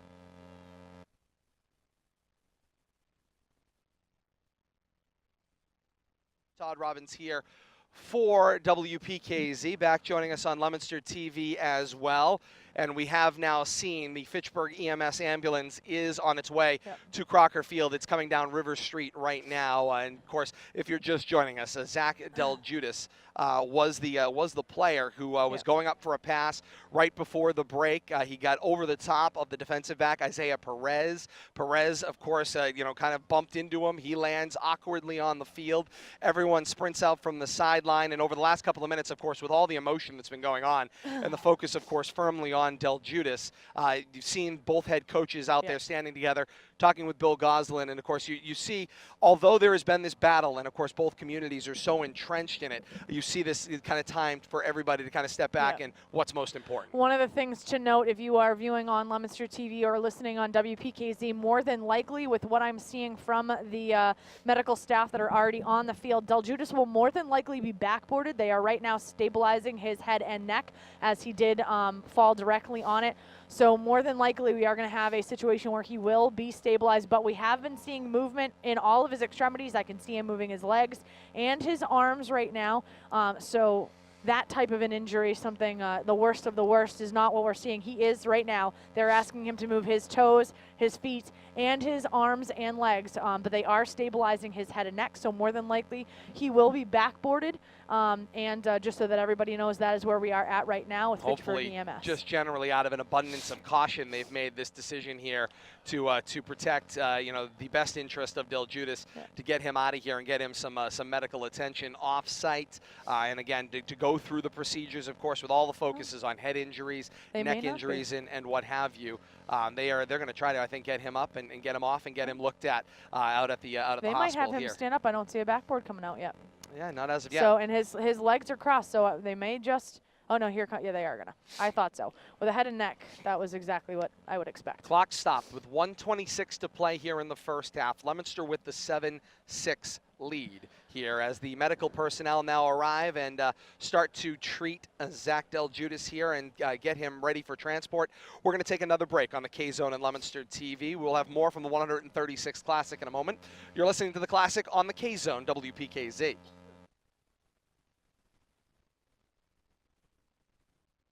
Eerily silent here at the moment as people in the stands on both sidelines wait for some form of a positive sign. Like I said, from our vantage point on how high we are, Kate picked up on it before our last break. We saw some movement in extremities, which is always a positive sign under these circumstances. You always look for something that would be positive, and so we have seen some of that. See Mr. and Mrs. Del Judas down on the sideline with him, his mother and father. Lorraine Cipolla, the athletic director. Also Tom DiGeronimo and Ray Cosenza from the Fitchburg sideline, all in there as well. And that's the type of, in light of everything, of course, that goes on and all of the passion and frustration that happens in this rivalry, you can see it can all stop in a heartbeat. And we're all football players and we're all football people here when these kinds of situations happen. See the officials applauding. We will echo that as well. And good feelings here for Zach Del Judas and his family, as hopefully this is a quick trip to the hospital and hopefully out to enjoy a Thanksgiving meal very quickly. Probably very sore, but hopefully that's all. In this type of a situation, especially in high school athletics, they work with an overabundance of caution simply because you're working with high school students and anybody for that matter that sustains that type of an injury. And here, another nice thing, number 2 from Fitchburg, that would be Isaiah Perez, the defensive back, going over to Del Judas whilst he's on the stretcher to give him kind of a high five, make sure he's doing good. I believe that Perez would have been the defensive back. Yeah, he's the defender that was involved in the play, and now we have Del Judas being rolled over to the ambulance with, again, 1:26 to go here in the second quarter. But again, all extremities appear to be functional, but he has been backboarded and his head and neck stabilized, and he will be on his way to the hospital. And a team of personnel slowly move the gurney over to the ambulance here at the 30-yard line at our left. He'll get the quick trip, sirens and all, down to Leominster Hospital for, of course, a checkout. And we will continue with 1:26 to play here in the second quarter and a 7-6 lead. And yeah, Kate, I see you signaling there. You saw some movement, some squeezing of the hands there, which is a good sign as well. Before they put him in there, taking off his athletic tape on his hands, and he's lifting up his arms on his own volition. So Leominster trainer right now taking off his gloves and his athletic tape along his wrists. She's making sure that he can squeeze his hand readily. You want to make sure, I mean, again, I'm not a medical professional, but they want to make sure that he can maintain movement in all of his extremities, especially because this is a head and neck injury and he is stabilized and probably getting pretty cold at this point. So they want to continue to make sure that he's able to move on his own, and they keep checking and they keep telling him how much they're going to miss him. Oh, the ball's down, and Leominster and Fitchburg are lining up. But kids, there's still an ambulance. There's still an ambulance. That's the in way 12th at man 30 on yard the line. field. Yeah. We gotta wait for that to get resolved The bus first. needs to go. Del Judas is probably telling him, just turn the ambulance around, leave the doors open, I'll block. and go. Yeah, I'm I'll going block. long. Yeah. No, he's going Hit me. long. He wants to catch the ball. And that's That's the kind what of he passion was. What his role was. we've seen from Del Judas here. Only a junior, so this by no means his last Thanksgiving. Should all go well. So that's the good news there. As of course we see some conversation, players trying to loosen themselves back up a little bit. This is the difficult part. This is Mm. also what you're worried about. Billy mentioned it a little while ago, that you get a little bit nervous. They've been now standing around for about 20 minutes while the medics have been arriving and working on Del Judas, and at this point now you have to worry about all the other athletes that are on the field with regards to injury because they're cold at this point. Indeed they are. So they're going to turn this ambulance around and try to get it pointed in the right direction, of course. And Crocker Field still a little bit frozen. It was very frozen when I was down on the field about an hour or so before kickoff. And now I can see as they start to back the ambulance out, you can see those tires sinking a little bit, which does a good job to indicate to us what we expected Softening would up. happen. This But field would soften up in the second half. Can we talk about how immaculate this field has looked? Without question, for a natural I have surface. never seen a natural surface by the end of November look this immaculate. So kudos to everybody who works at Crocker Field, including the athletic the athletic department led by athletic director Ray Kazenza for Fitchburg. This field could not be in any better shape. It looks absolutely pristine, softening up as it will at the end of November after a nice freeze overnight. But what a nice job done by everybody, and we're gonna. Yeah, it looks crowd- like Ready to resume go, play. but the ambulance isn't quite ready No, yet. the ambulance has not cleared the area yet. The crowd, of course, on both sides trying to pick a little bit back up as they try to get the adrenaline pumping once again. And they've made it back with the ambulance to the track. They're moving. Our Fitchburg Access Television is down with us here today, and they had to move a lot of their equipment over off the sideline in order to get the ambulance in there as well. And of course, there's the whistle to begin play, and we will continue. So it's Third gonna down be and 10 to go. Leominster with the football at their own 45-yard line, coming right to left. Here's a snap. Gallagher back to pass. Hanging in the pocket, got plenty of time. He now rolls out to his right and throws. He's got an open Mike Viola, who makes the catch across the 40-yard line, slips and falls at the 38 as he was trying to turn the ball upfield, and he lost his footing and goes down. That's going to be a 17-yard pitch and catch for the Blue Devils. Good job on the first down there. Unfortunately, Mike wasn't able to get himself out of bounds there. He's been Clock struggling continues with to footing. run. And Down around a minute remaining here at the snap of the football. First and 10 for Leominster at the Red Raider 39. Here's the snap with some time. Launch it out again. There's Mike Viola on the dart from Pat Gallagher across the 35-yard line and down at the 34. Gains 5, 2nd and 5, and Leominster will spend a timeout to stop the clock with 53 seconds remaining here in the second quarter and a 7-6 lead. And again, right now, Leominster having to do what they, number one, have not been asked to do all season long, and number two, what has not been their bread and butter. In order for them to be able to matriculate this ball down the field in a very efficient manner and a very time-saving fashion, they have to pass the ball. There's no ifs, ands, or buts about it. Right now, Couch and Marchand, they're going for small spurts, but not enough to be able to get enough yardage to really make a difference at this point, and it takes so much time off of the clock. The Leominster right now has to get this passing game going. They're going to become a one-dimensional team going down this field. And going into halftime, they're going to be one-dimensional, not in what they've done all year, but in the passing game, because they got to get it into that end zone, because they are also going to be receiving. It's the classic New England Patriots.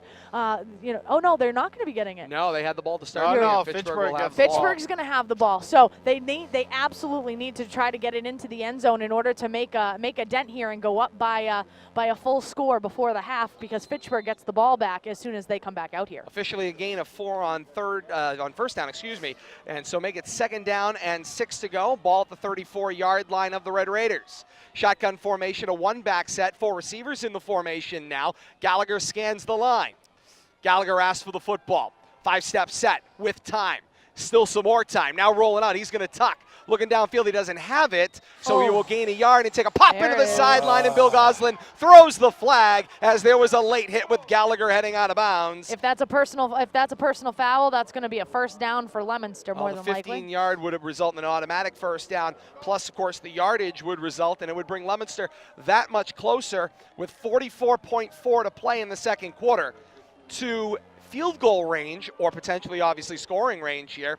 Have not seen Pablo Rodriguez asked to really kick a field goal all year long, but in the Classic, you never know. So this ball should be going down around, it looks like the 19-yard line, That's and where it it is. So that 15-yard penalty puts Leominster into the red zone with 44 seconds. This absolutely helps their case. First down, 10 to go from the 19-yard line at right hash. Shotgun set, 4 receivers in the formation. Couch is the lone back in the backfield with the quarterback Gallagher in the gun. Scans the line. He asks for the football. Gallagher back to pass. He's blitzed, goes short, pass complete to Couch. Couch got a quick chip, got a block to the sideline. He's out of bounds right around the 16-yard line. Goes for a gain of 3, and it'll be second down and 7. But the main thing is out of bounds. Stops the clock. You took the words right out of my mouth, Kate. Good job there, getting out of bounds, realizing the situation. And I see 2 timeouts left on the scoreboard for Leominster, but it's been on 2 for a while. I believe they might only have 1, but they're going to have to play smart here if they plan on getting a score in these last 37 seconds. And here comes the line. They will set down in that same 4 receivers set. Couch the lone back in the backfield with Gallagher in a gun. Second down, 7 to go. They need the 9-yard line for a first down. Right to left goes the Leominster march. Here's the snap. Gallagher flushed up from behind by Sal Figueroa. Boy. He goes low. Gallagher throws the ball incomplete, not in anybody's general neighborhood, but he was wide of the tackle spot, so that is an incomplete pass. Figueroa with great backside pursuit. He got cut there him down quick.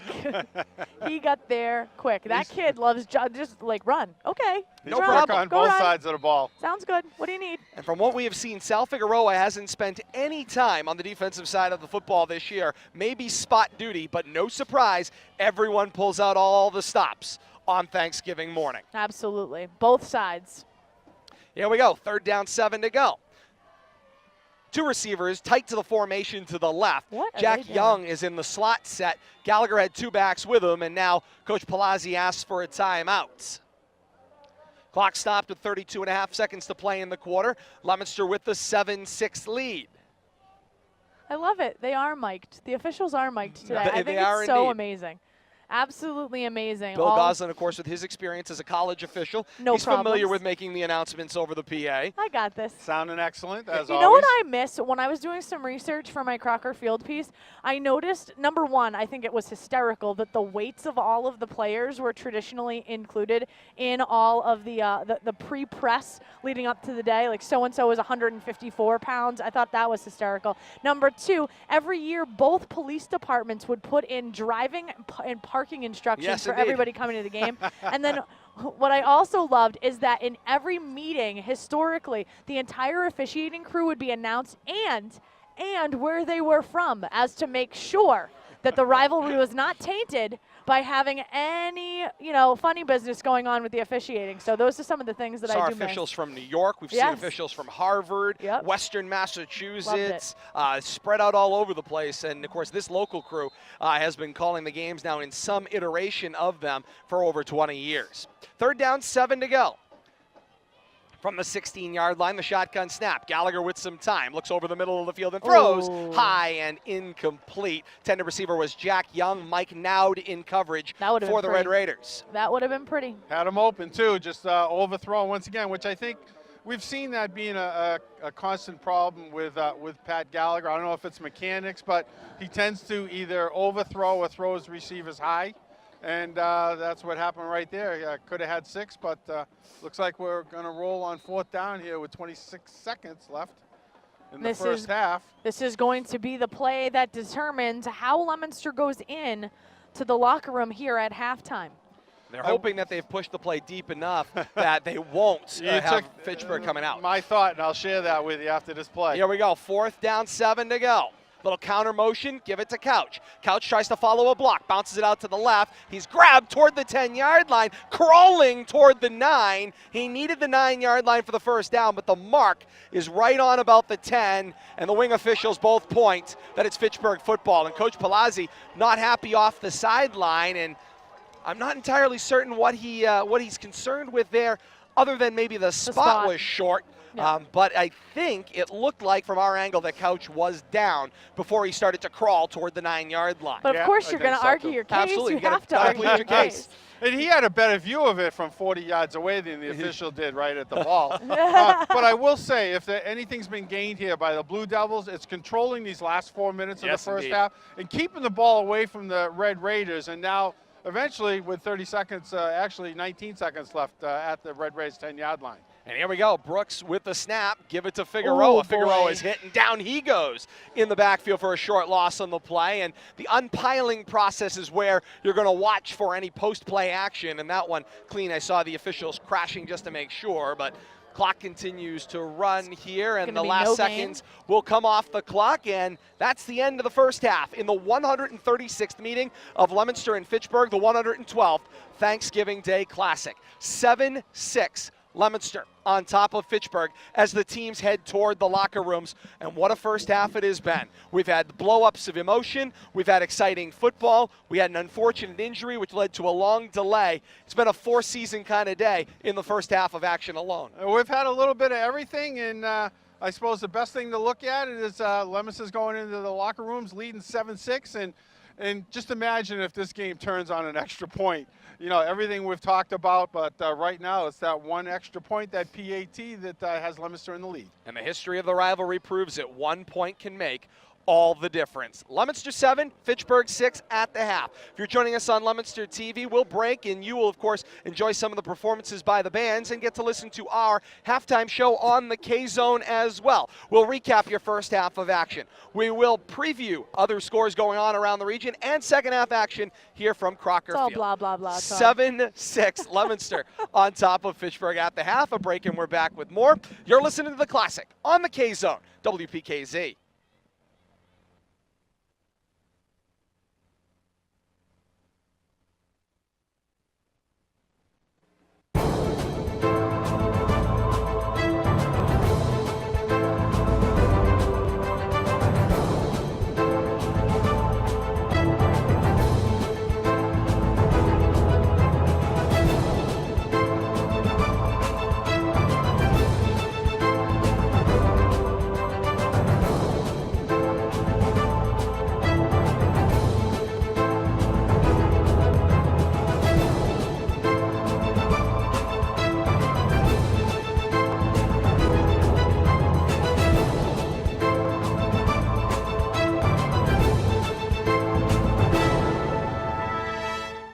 Round of applause goes up here at Crocker Field as they announce the attendance, 2,700 plus here at Crocker That's Field what we like to today hear. for the 136th meeting of Leominster and Fitchburg. That's great news. 99 years to the date of the first Leominster-Fitchburg game played here at the Circle Street grounds of Crocker Field. Second half kickoff coming right now. Ball in the tee, 40-yard line at our left. Anthony Larson on the approach, the right-footed kick. It's a line drive, and it will be returned on the run. Here comes Isaiah Perez. Perez lost the football. Football loose on the ground. There's a battle for it. There's blue jerseys. There's also red jerseys. Who's on top of it? The officials are peeling apart the pile. Leominster says they have it, and they do. It's Blue Devil football.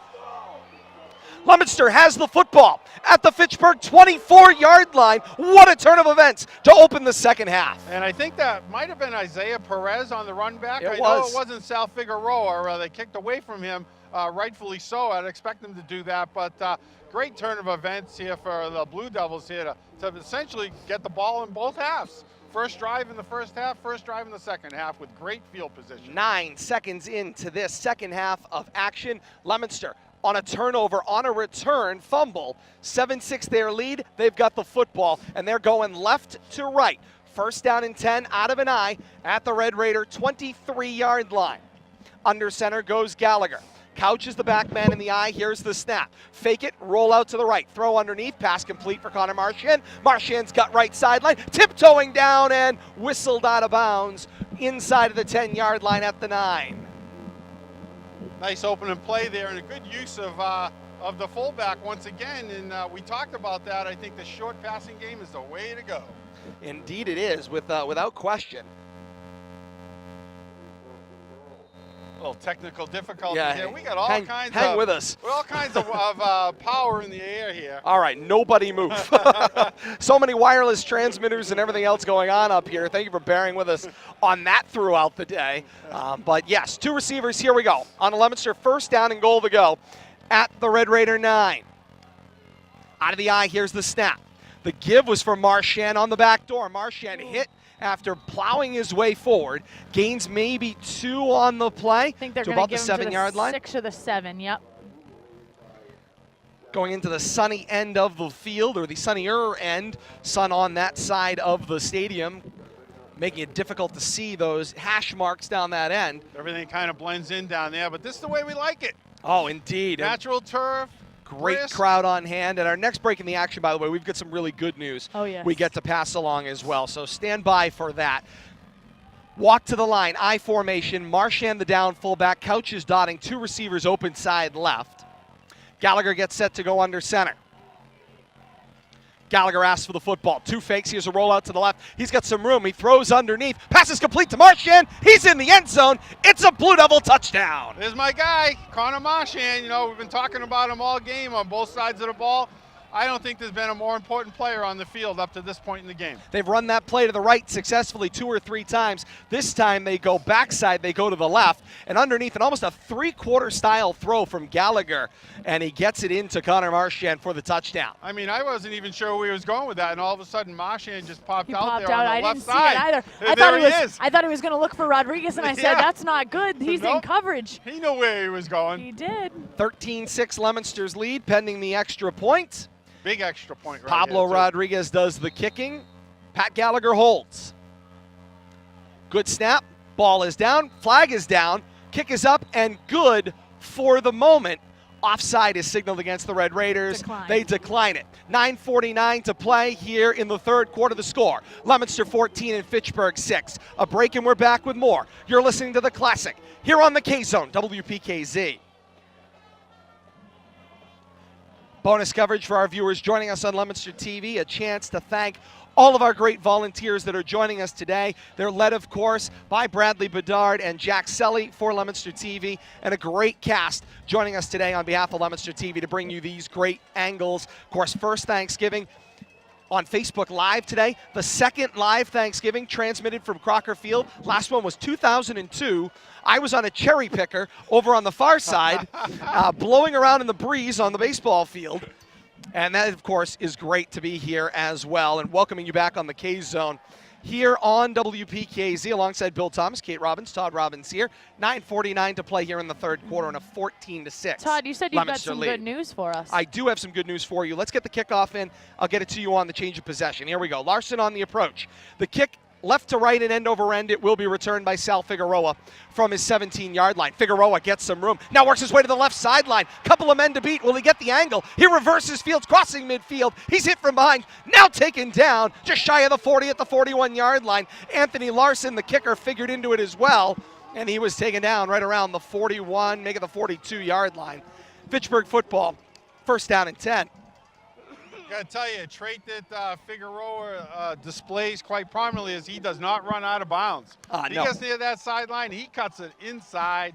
He wants to gain every yard he can. It's a 41-yard kickoff return by Sal Figueroa for the Red Raiders of Fitchburg. And Figueroa is still on the field, dotting this offset eye to the left, and under center it goes Brooks. Brooks the snap, it's a sweet pitch coming to the left side. He's got left edge as he works across the 40, 35. Now he's got left sideline, and he's off to the races and into the end zone. It's a Fitchburg touchdown. Sal Figueroa, untouched down the left side of the field. There's that outside edge again. 42-yard touchdown rush by Figueroa. Leominster's kryptonite all year long has been that outside rush. As soon as you get outside the tackles on the Blue Devils defense and you get into that second level, the Devils have been having a really hard time containing any rushes against any opponent. And with somebody as talented as Sal Figueroa, he's going to go to pay dirt every time. And when you got a picket fence full of blockers out there, Yes, that indeed. definitely helps. And that was a well-designed play. He had some pulling linemen out there.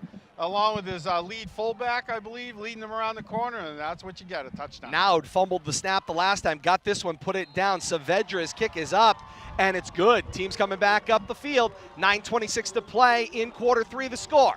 Leominster 14 and Fitchburg 13. We break and we're back with more. You're listening to The Classic on the K-Zone, WPKZ. Bonus coverage for our viewers on Leominster TV. Opportunity to thank our great supporters of our coverage of Leominster High School football on Leominster TV. The El Camino Restaurant, Troy Hebert Construction, MP Crowley Company Incorporated, Dream Kitchens and Baths, and United Solutions. Thank all of you for your support of LTV Action Sports all season long. Well, that was a quick drive, Kate. You got a drive summary? I do. Stand by 1 second here.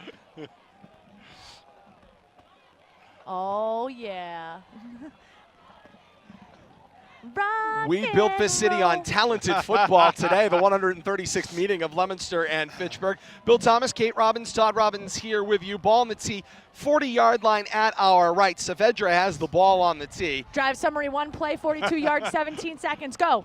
And here's Saavedra's kick. A low ground ball, misplayed by Brian Rodriguez. Leominster has to dive on it. Football is still loose at the 30. It's picked up by Rodriguez. Rodriguez gets popped, crossing the 35, and he's dragged down at the 39-yard line. You never usually want to pick up a football, but I don't think Rodriguez had a choice. If he tried to dive on it, he may have pushed it back to Fitchburg. And a flag is down. There's more pushing, shoving, screaming, more conversation going on the sideline. Player just chucked his helmet coming over to the near sideline. A lot of fire getting extinguished over there. As the discussion continues over on the side, there is a flag down as well. This may add 15 yards onto the return for Leominster. Trying to look to see what the Fitchburg player is so angry about. I don't see a replay here, but number 20, Austin English, is beside himself over here, fighting off his teammates, his coaches. He doesn't want to talk to anybody, and I'm going to be surprised if he gets himself back in the game. Indeed, a 15-yard unsportsmanlike conduct penalty tacked onto the end of the Leominster play. A misplayed football results in great Leominster field position. 1st and 10 into Red Raider territory at the Red Raider 46-yard line. Here comes Gallagher to the line. 2 receivers out there. Brian Rodriguez is wide to the left. Mike Viola slot left. Marchand the fullback. Couch dots the I. Here's the snap. Give it to Couch. Couch takes the first boom, then a second, crossing the 45 and down at the 44-yard line. Before anything else happens, tell us the good news. Yes, the good news is we got to speak to Leominster High School Vice Principal Steve Dubzinski. Came up here at the half to share an update on Zach Del Judas. The good news is that was, as we had kind of hoped, all precautionary. Del Judas was backboarded and taken to the hospital in a precautionary way. The good news is he was moving all extremities. They were very optimistic that it was nothing more than just needing a follow-up check at the hospital. Out of an abundance of caution, they took him there. They say Del Judas was talking, he was moving, so that is all good news on this Thanksgiving Mom wanted Day. him to go back in the game. And yes, gotta love him. We'll try to get that story to you in a second. 2nd and 9, Gallagher's back to pass. Floats one downfield left. It is long and incomplete. Isaiah Perez covering Mike Viola, the intended receiver, down that sideline. And yes, so he funniest part of the this is story. the best part of the story. So we had seen his parents out on the field, and of course, Steve Dubzinski standing there with them. They're like, okay, everything's okay. And, Mrs. Del Judas is trying to recover. Very emotional. Very emotional, as you can imagine. Your son is down on Thanksgiving Day, all of that. And they go, no, the good news is he's okay. And she looks at him and goes, so he's going to go back in the game? Back in the game then? That's a great Mike, line. he's there That's a taping great him line. to the backboard. Just cut him 10 loose. minutes later, he's Yeah. on the backboard. I'm surprised. I think the ambulance is waiting for him to get checked out to get him back here before the second half is Put over. me in, coach. 3rd Red down light and him 9. back to the field. Great news, and that's always great on a Thanksgiving Day game, regardless of what color you're wearing. And our thoughts with you. Gallagher in a gun. Back to pass. 4 receivers out in the formation. He looks high and incomplete. Mike Viola, the intended receiver, that was just shy of Isaiah Perez in coverage again. And it's going to bring up a 4th down and 9. It's something we've seen a couple of times already. It looked like Gallagher picked the wrong receiver to throw to. He had Jack Young wide open underneath there. And I'm not sure if he didn't see him, didn't look at him, or didn't think he was part of the play, but wide open there would have been an easy 1st down. Leominster going to play field position here. Connor Marchand in punt formation. Stands at his own 44. Good snap. Marchand punt away.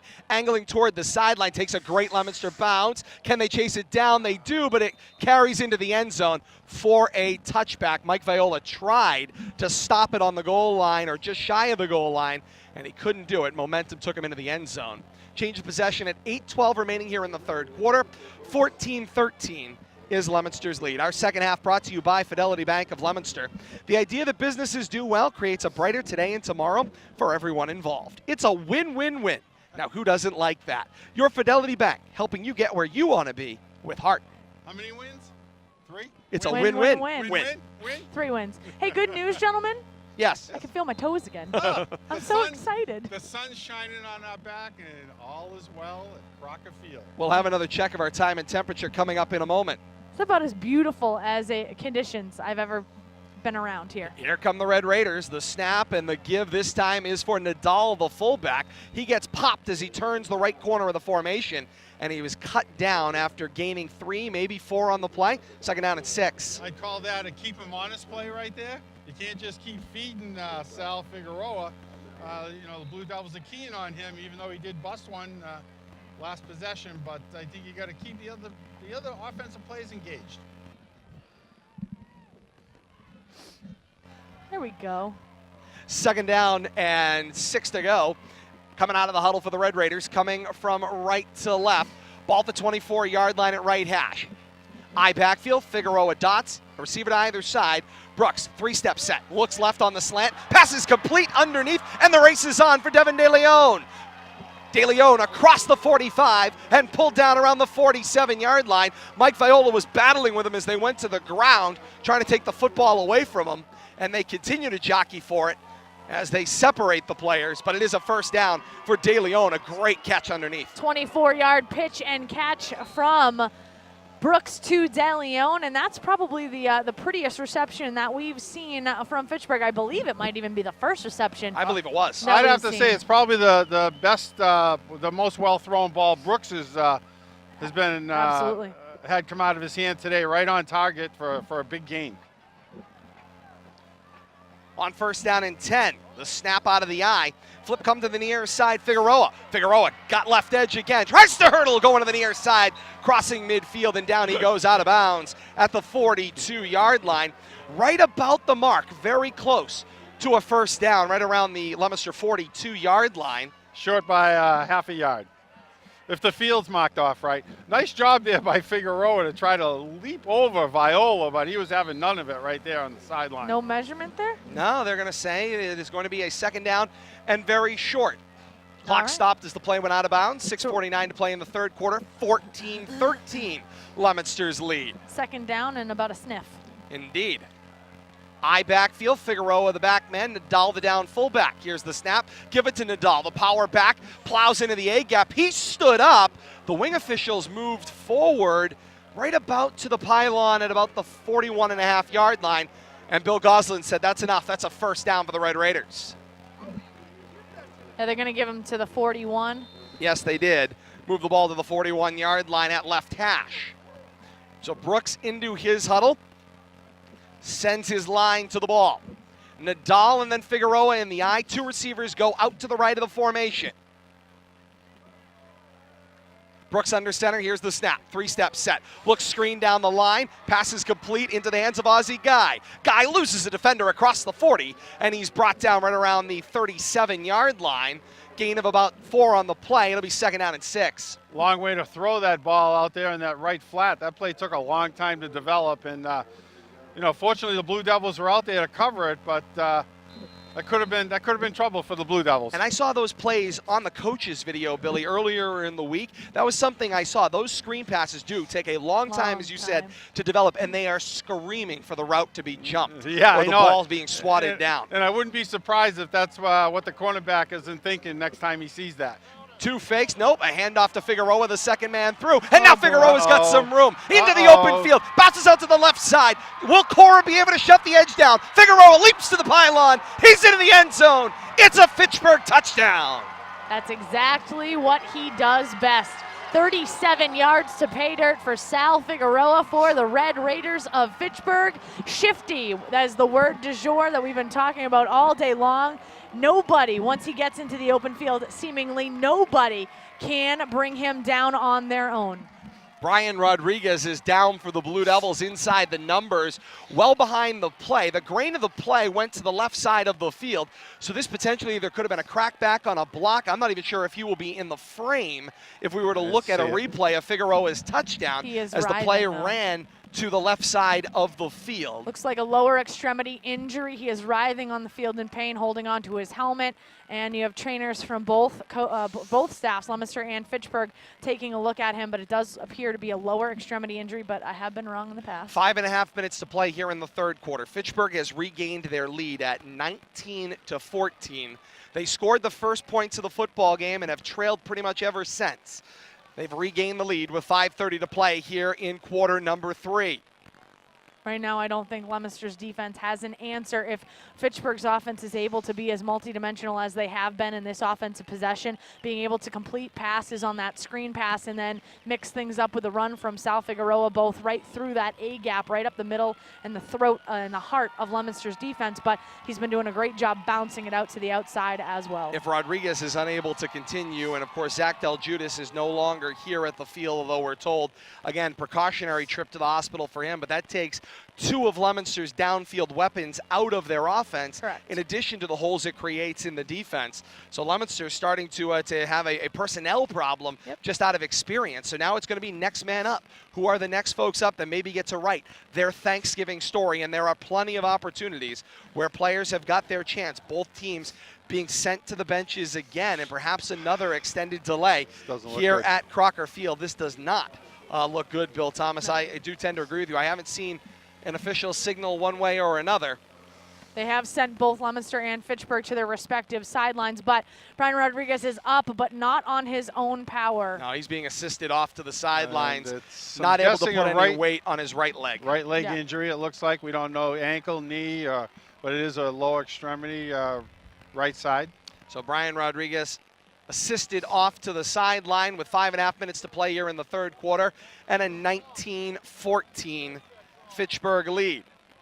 Pending a point after here. They were setting up for the conventional point after. Something tells me we're going to see possibly a 2-point conversion attempt here, whether it's 5 or 6. But something tells me also that Fitchburg's not done scoring. They're not going to play like they need this. This is a game-turning play right here. Correct. I think they plan on getting more. I think you're absolutely correct. Oh, they're going for 2, it looks like. The Leominster coaching staff up here down the line from us seems to be convinced they're going for 2, and they are. Here comes Andrew Brooks, the quarterback, running onto the field. So they've decided they want to turn the point totals right now, turn it into a touchdown plus extra point football game on this one. So here we go. 2-point conversion attempt for the Red Raiders off the touchdown. 2 back set in a gun for the first time today. Figueroa now sets up 3 receiver slot to the right. Fake the handoff. Brooks keeps it himself. Hole opens. Brooks is in. 2-point conversion is good. Team's going back up the field. 5.5 minutes to play in the third quarter. Fitchburg 21, Leominster 14. A break. We're back with more. You're listening to The Classic on the K-Zone, WPKZ. Bonus coverage for our viewers over on Leominster TV, and Bill Thomas, they made that look very easy on that 2-point conversion. They made that drive look easy, actually, Todd, and I'm not at all surprised they went for 2 there. And I have to say, out of that formation, putting Figueroa in motion and then having them split out, I think it just opened up the field for that quarterback draw, and it worked to perfection. And the defense had to try to figure out who and how they were going to cover it, and they didn't find a way to do that. I think the option number 2 was the fullback, and he didn't get the ball either. No, not at all. Quarterback keep, successful.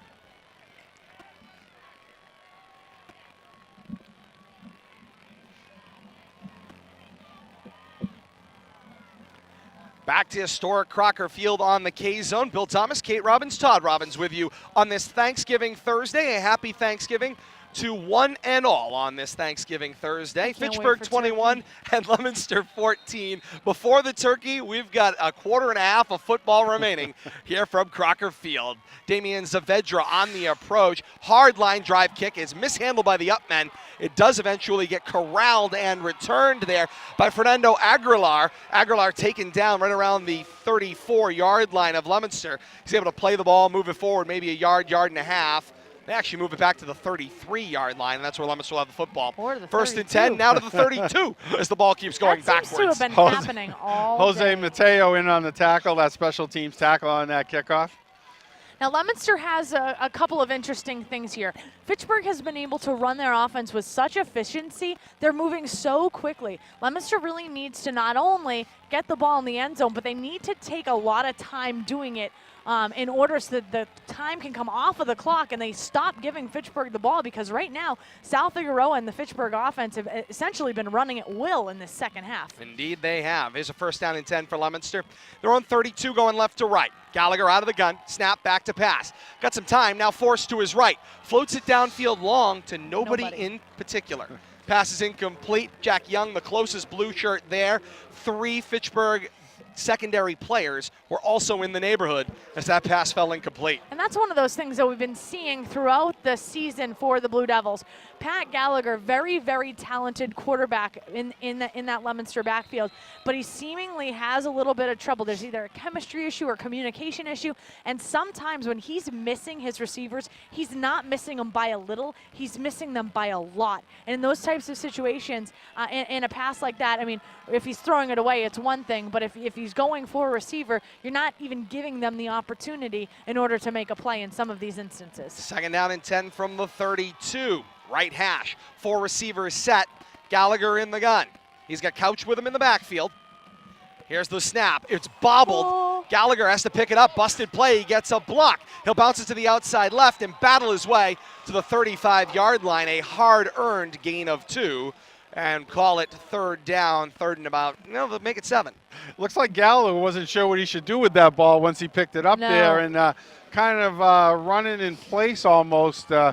A lot of effort for a couple of yards, but thankfully he was able to corral that loose football and turn it into something positive. When you start the play playing hot potato with yourself, yeah, things don't generally go very well because you're looking down, you got to secure the football, and then as you're looking up, not that I've played football, but as you're looking up, my thought would be how many red jerseys are about to kill me? Once you bend down and then, yeah, right. Here comes the tsunami. There's got to be something else wrong if I'm playing hot potato. Leominster needs to move the football to their own 42 from their 35 on this 3rd and 7. Back to pass. Gallagher, some time, looks underneath and throws. Pass is complete, going to the sideline, and it is marked complete in the hands of Jack Young at the 45-yard line, and it's a Leominster first down. They needed 7, they got 10. Good job there.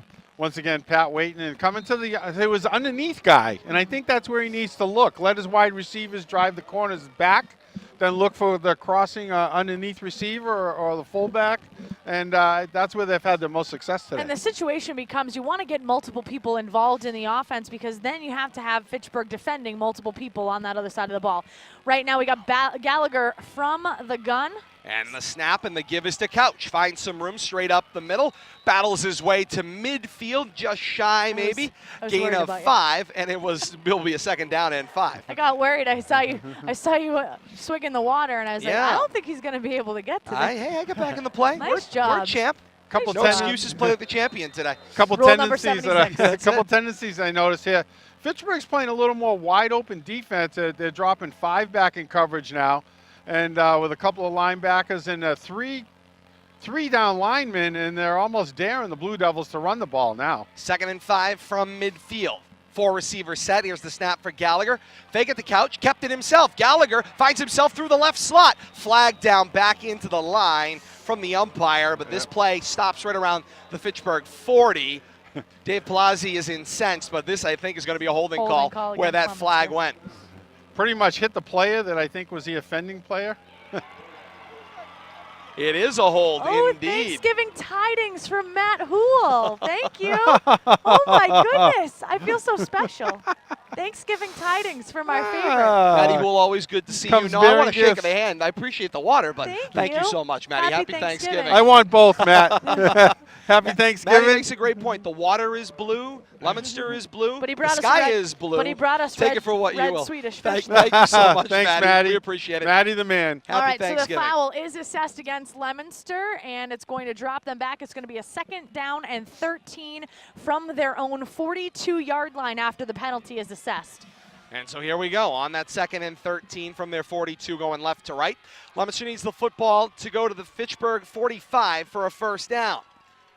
4 receiver set, Couch in the backfield with Gallagher. He scans the line, asks for the ball, and now whistles and a flag kills the play. Flag came from the referee. What do we got? I think we got a procedure, motion. yes, against Leominster. Looked like one of the offensive Another linemen. 5-yard penalty coming up. Offensive lineman tried to get back in the blocking scheme a little too quickly. 3 minutes to play here in the third quarter. Fitchburg 21 and Leominster 14. Usually and Leominster's drive going the wrong way downfield, You usually Billy. don't see that flag coming from the backfield like that. It's usually No. from one of the sideline officials that are on the line of scrimmage, but obviously something was What was picked that up call? there. That was a 10-yard penalty against Leominster for a procedure. Hey, thanks. Isn't it five the yard, 5 5 yard yard? penalty, excuse me. I think unless they change the rules. No, you're Okay. good. No, I've 5 yards. been out of I know you've been touch out for a all while. year. Yes, it was five yards on that one, 10 on the previous play, 15 in the wrong direction total. When you're in Fitchburg, those kinds of penalties are 10 yards. They double them. 4 receivers in the formation. Couches with Gallagher. 2nd and very long. Back to pass with some time. Looks out to the left and throws. Pass on target to the fullback, Connor Marchand. He battles his way to the Leominster 45-yard line, and that puts him back 10 yards away from the mark they need, which is the Fitchburg 45. Nice job there getting some of that penalty yardage back. But once again, Connor Marchand, the receiver of choice out of the backfield, and I think that could be the key to success here heading towards the fourth quarter because the wide receivers just aren't involved, and everything seems to be flowing out of the backfield right now for the Blue Devils. Right. Right now it's going to be a 3rd down and 10 from midfield for the Blue Devils, again going left to right on your radio dial. From the 45. Oh, no, from the 45. Leominster's you know, 45, the left side of midfield as it is. Coach Palazzi calling in changes to Pat Gallagher. Now Gallagher has to scan the line. 4 receivers around in the formation, 2 on either side. Gallagher now asks for the ball on 3rd and 10. Back to pass, some time. Floats, looking over the middle. It's Brian Rodriguez back into the football game, and Rodriguez could not reel it in, but that's really good news as Brian Rodriguez had to go off with some assistance not long ago. All right, so what's the magic potion they're using over there? Because he couldn't walk, never mind, run down the field, but he looks none the worse for wear right now, and it's good to see. Tape. Lots of tape. And it's Thanksgiving. Yeah, I agree. The adrenaline's running a little deeper, a little whatever faster. it is back into place and let's party. Yep. Indeed. Fortunately, that brings up 4th down here. It does. A 4th down and 10. Connor Marchand, his own 33-yard line to punt. Good snap to Marchand. Puts a foot into it. High hanger toward the sideline. It hops, takes a great Leominster bounce inside the 20 and out of bounds at the 16-yard line of Fitchburg. A great rugby-style punt from Connor Marchand. And there is a flag down at the end of the play. Late flag again. Oh, boy. See if there was some extracurricular activity. A couple of players exchanging pleasantries about what they're going to be having for dessert later on. And so here comes Bill Goslin's decision on this after consulting with his crew. It's a dead ball foul. Unsportsmanlike conduct against Fitchburg. Tack another 15-yard penalty onto the end of that play. They're right about the 16-yard line. They're half trying the to get the distance, spot. I think, from the 25. So the umpire right now is standing right around, looks like the 25-yard line. But the spot of the football, they've got to move down to the 16-yard line before the enforcement. So here we go. They're moving into place right now. 2:12 to play here in the third. So should bring it to the 1. Yeah, well, if they enforce 15, or it'll be half the distance. Yeah, I think we're going to be at about the 8-yard line. And that's what they're doing. They did the math. They move it to the 8-yard line, as Bill said. It'll be 1st and 10 for the Red Raiders from their own 8. Coming right to left with 2:12 to play here in the third quarter with a 21-14 lead for Fitchburg. I'm not sure why they were standing by the 25 to begin with, but I think we got it right. I think it is all settled now. And here we go. A gun again. And here comes Figueroa, shifted out slot to the left. Sets up 3 receivers left. The snap, give it to Damian Nadal. Nadal takes it off tackle to the right with some room. Forward he goes across the 15 and the 20 and dragged down around the 21-yard line. And on the tackle, Brian Rodriguez, and I think he was the last man there. And good thing he did get him wrapped up because I think the only other thing that was going to slow down with Nadal was the goal line. It's going to be a gain of 14 on the play for the Red Raiders. And the clock continues to tick down. We are now under 2 minutes to play. They had a play and a personnel problem, but now into the huddle goes the play. It was Caleb Smith was the last receiver off the Fitchburg sideline into the huddle, and I don't know if he either forgot the play or was concerned that maybe he wasn't supposed to be in. But he is now in. 2 receivers wide to the left. Here comes Figueroa, slot to the left. And now a timeout taken by Coach Tom DiGeronimo. Stops the clock with 1:34 to play in the third. Fitchburg the 21-14 lead. Chance for us to check the time and temperature here in the second half. It's brought to you by Chapdelaine GMC. The right truck can make your job easier. And Chapdelaine GMC has been selling and servicing commercial trucks since 1969.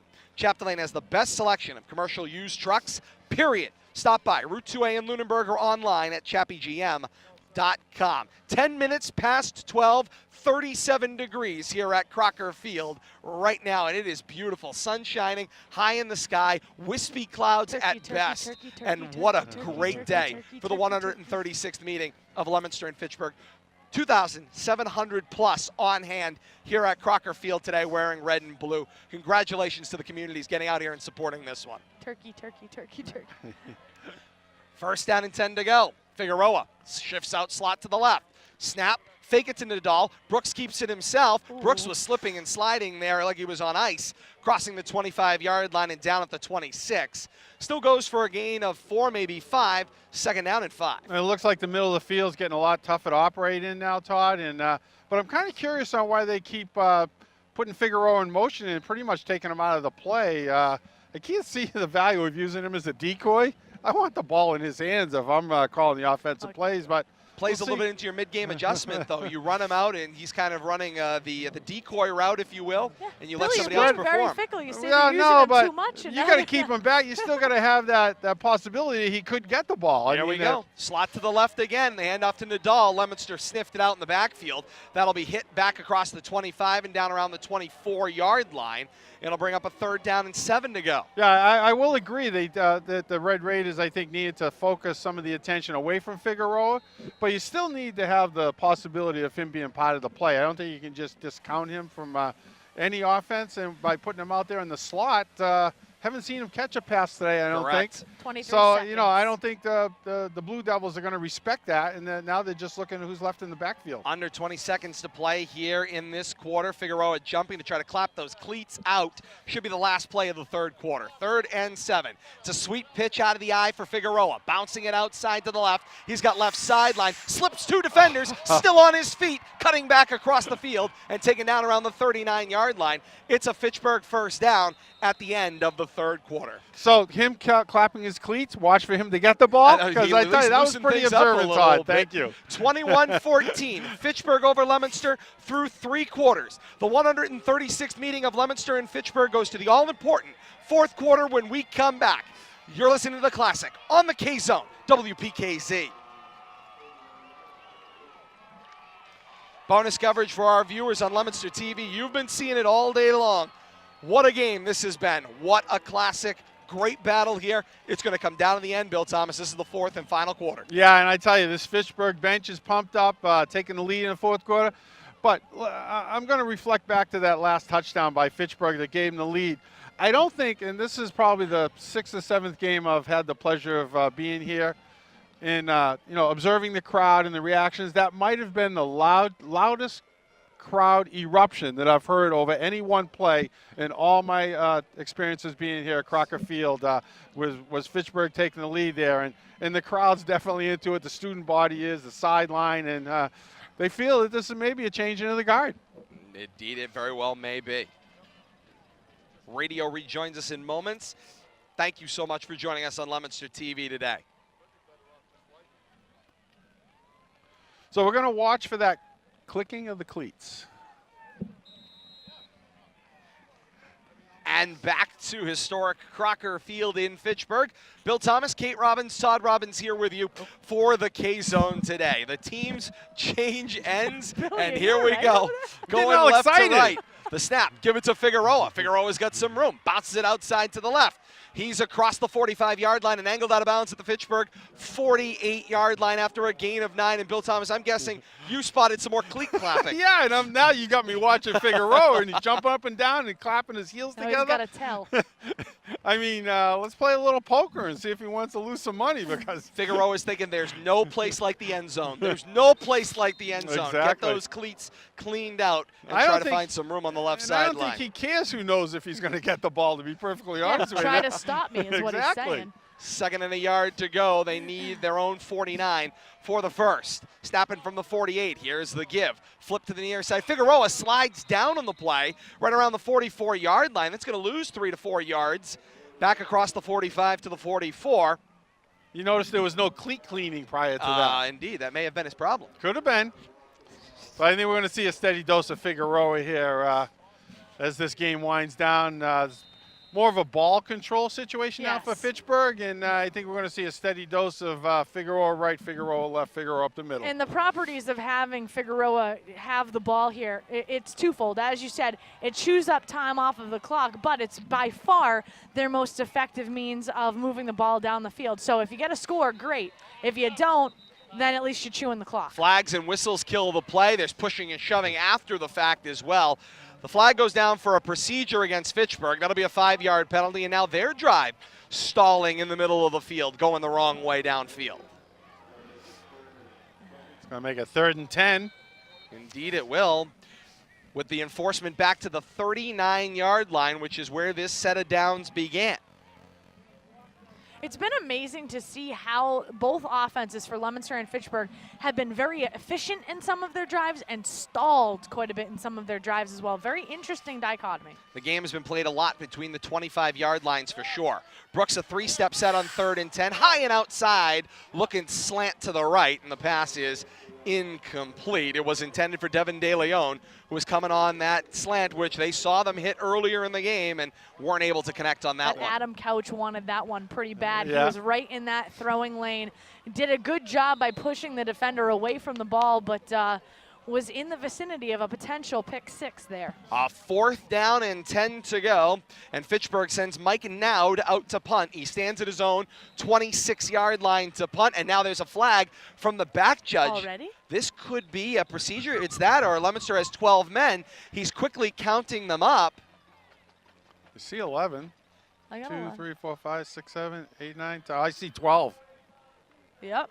I just counted 12. Problem out 12. there. There is There's 12 still 12. blue jerseys out there, and they're not sure who doesn't belong. They don't know. And they're going to send one off the field. Justice Reynolds gets sent over to the sideline, and that 5-yard penalty makes it 4th and 5, and Leominster has to put their defense back out on the field. No, I think No, they're still going to punt, but they're giving a look like maybe, they got Figueroa Sal out there. Figueroa is in the middle of the field. You as saw far as the that swinging too, door. right? He ran off the sideline. He's not and sure now what they're Fitchburg's doing got some now. last players out there. Yeah. Now they're going to take a 30-second timeout. They were going to have. They too have many 12 people. players They have out there 12. because Figueroa is not supposed to be out there. Yes. But he wants the ball. I can run 5 yards, Coach. Yes. I got this. I can run Clearly, 5 that's yards. something they have in their playbook is snapping it potentially to Figueroa as an up man in the swinging door Talk about a formation there. tell, huh? Right. Yeah, how about that? You Maybe a saw him little run quick off out the there, and I'm sideline. thinking this could go either way. But unfortunately, he was the one person that wanted the ball. The rest of the team was punting. 9:09 to play in the 4th quarter. Fitchburg with the 21-14 lead. 4th down and 5 to go. Mike Naud stands at his own 31-yard line to punt. Good snap for Naud. Ooh. Low line drive off the side of his foot, rolling down the field, almost touched by Couch. Will roll inside the 10-yard line and be touched down at the 9. Ooh, that could have been ugly. Yeah, but you know what? As ugly as it could have been, I think Couch might have made a mental error there. He could have fielded that ball, possibly saved 10 to 15 yards in field position. But who knows? I think right now on both sides on the kick return, people are a little bit nervous because there's been so much dropping of the football all day long. I would rather see him just let the ball go and not fumble and have the ball in Fitchburg's hands at the 16-yard line. With 8:58 to play here in the 4th quarter, this is, I believe, Leominster's longest field of the day, as they have the ball at their own 9-yard line coming right to left. Yeah, they have been operating out of pretty good field position most of the day for drive starting. Say somewhere around the 30 on average.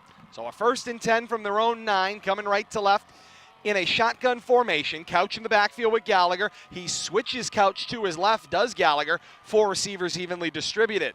He asks for the ball. The give is to Couch. Couch was hit almost as he got the handoff, and he's down. No gain on the play. It'll be 2nd down and 10 from the 9. Once again, Fitchburg spreading the field out on defense, and like I say, it almost looks like they're daring the Blue Devils to run the ball, and Fitchburg does have some good size up front, but they're playing with 3 down linemen right now, 4 linebackers and 3 linebackers and 5 in the defensive secondary. So secondary, we'll have to see if the Blue Devils continue to try to run the ball against this formation. Right now, Leominster only averaging 3.6 yards per carry. They've rushed the ball 23 times in the game.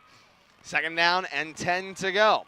Trips to the open side right of the formation. Jack Young, the lone receiver to the left. Fake the handoff to Couch. Roll toward the trips. Does Gallagher and throws. Looking for Brian Rodriguez. Incomplete. And into that 1st down yard arm yet again.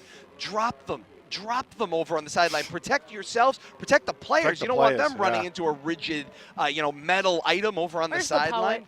My goodness, Bob Cross is standing there going, I can tell you how to do this. Drop it and run. No, I'm going to show you how to do this. Yes, indeed. My goodness. We'll have a check of our power player of the second half at our next stoppage of play. 8:07 to play here in the 4th quarter. 21-14. Fitchburg's lead right now. Shotgun formation again. 4 receivers, 2 on either side. Couch in the backfield with Gallagher. 3rd and 10 from their own 9-yard line. Gallagher asks for the football. Back to pass. Hanging in the pocket with some time.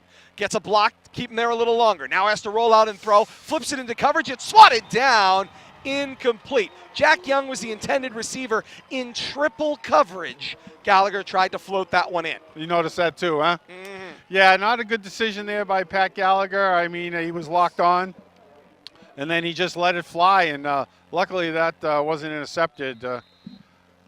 It's going to bring up 4th down, though, and this is definitely turning into a field position game right now. Yeah, you've got to punt. You have no choice here. You've got to send the punt back downfield, and Connor Marchand's going to have to punt from about a yard or 2 deep into his own end zone on this 4th down and 10 to go from Leominster's very own 9. Sal Figueroa to return from the Leominster 45. The punt is up. It was shanked off the side of the foot.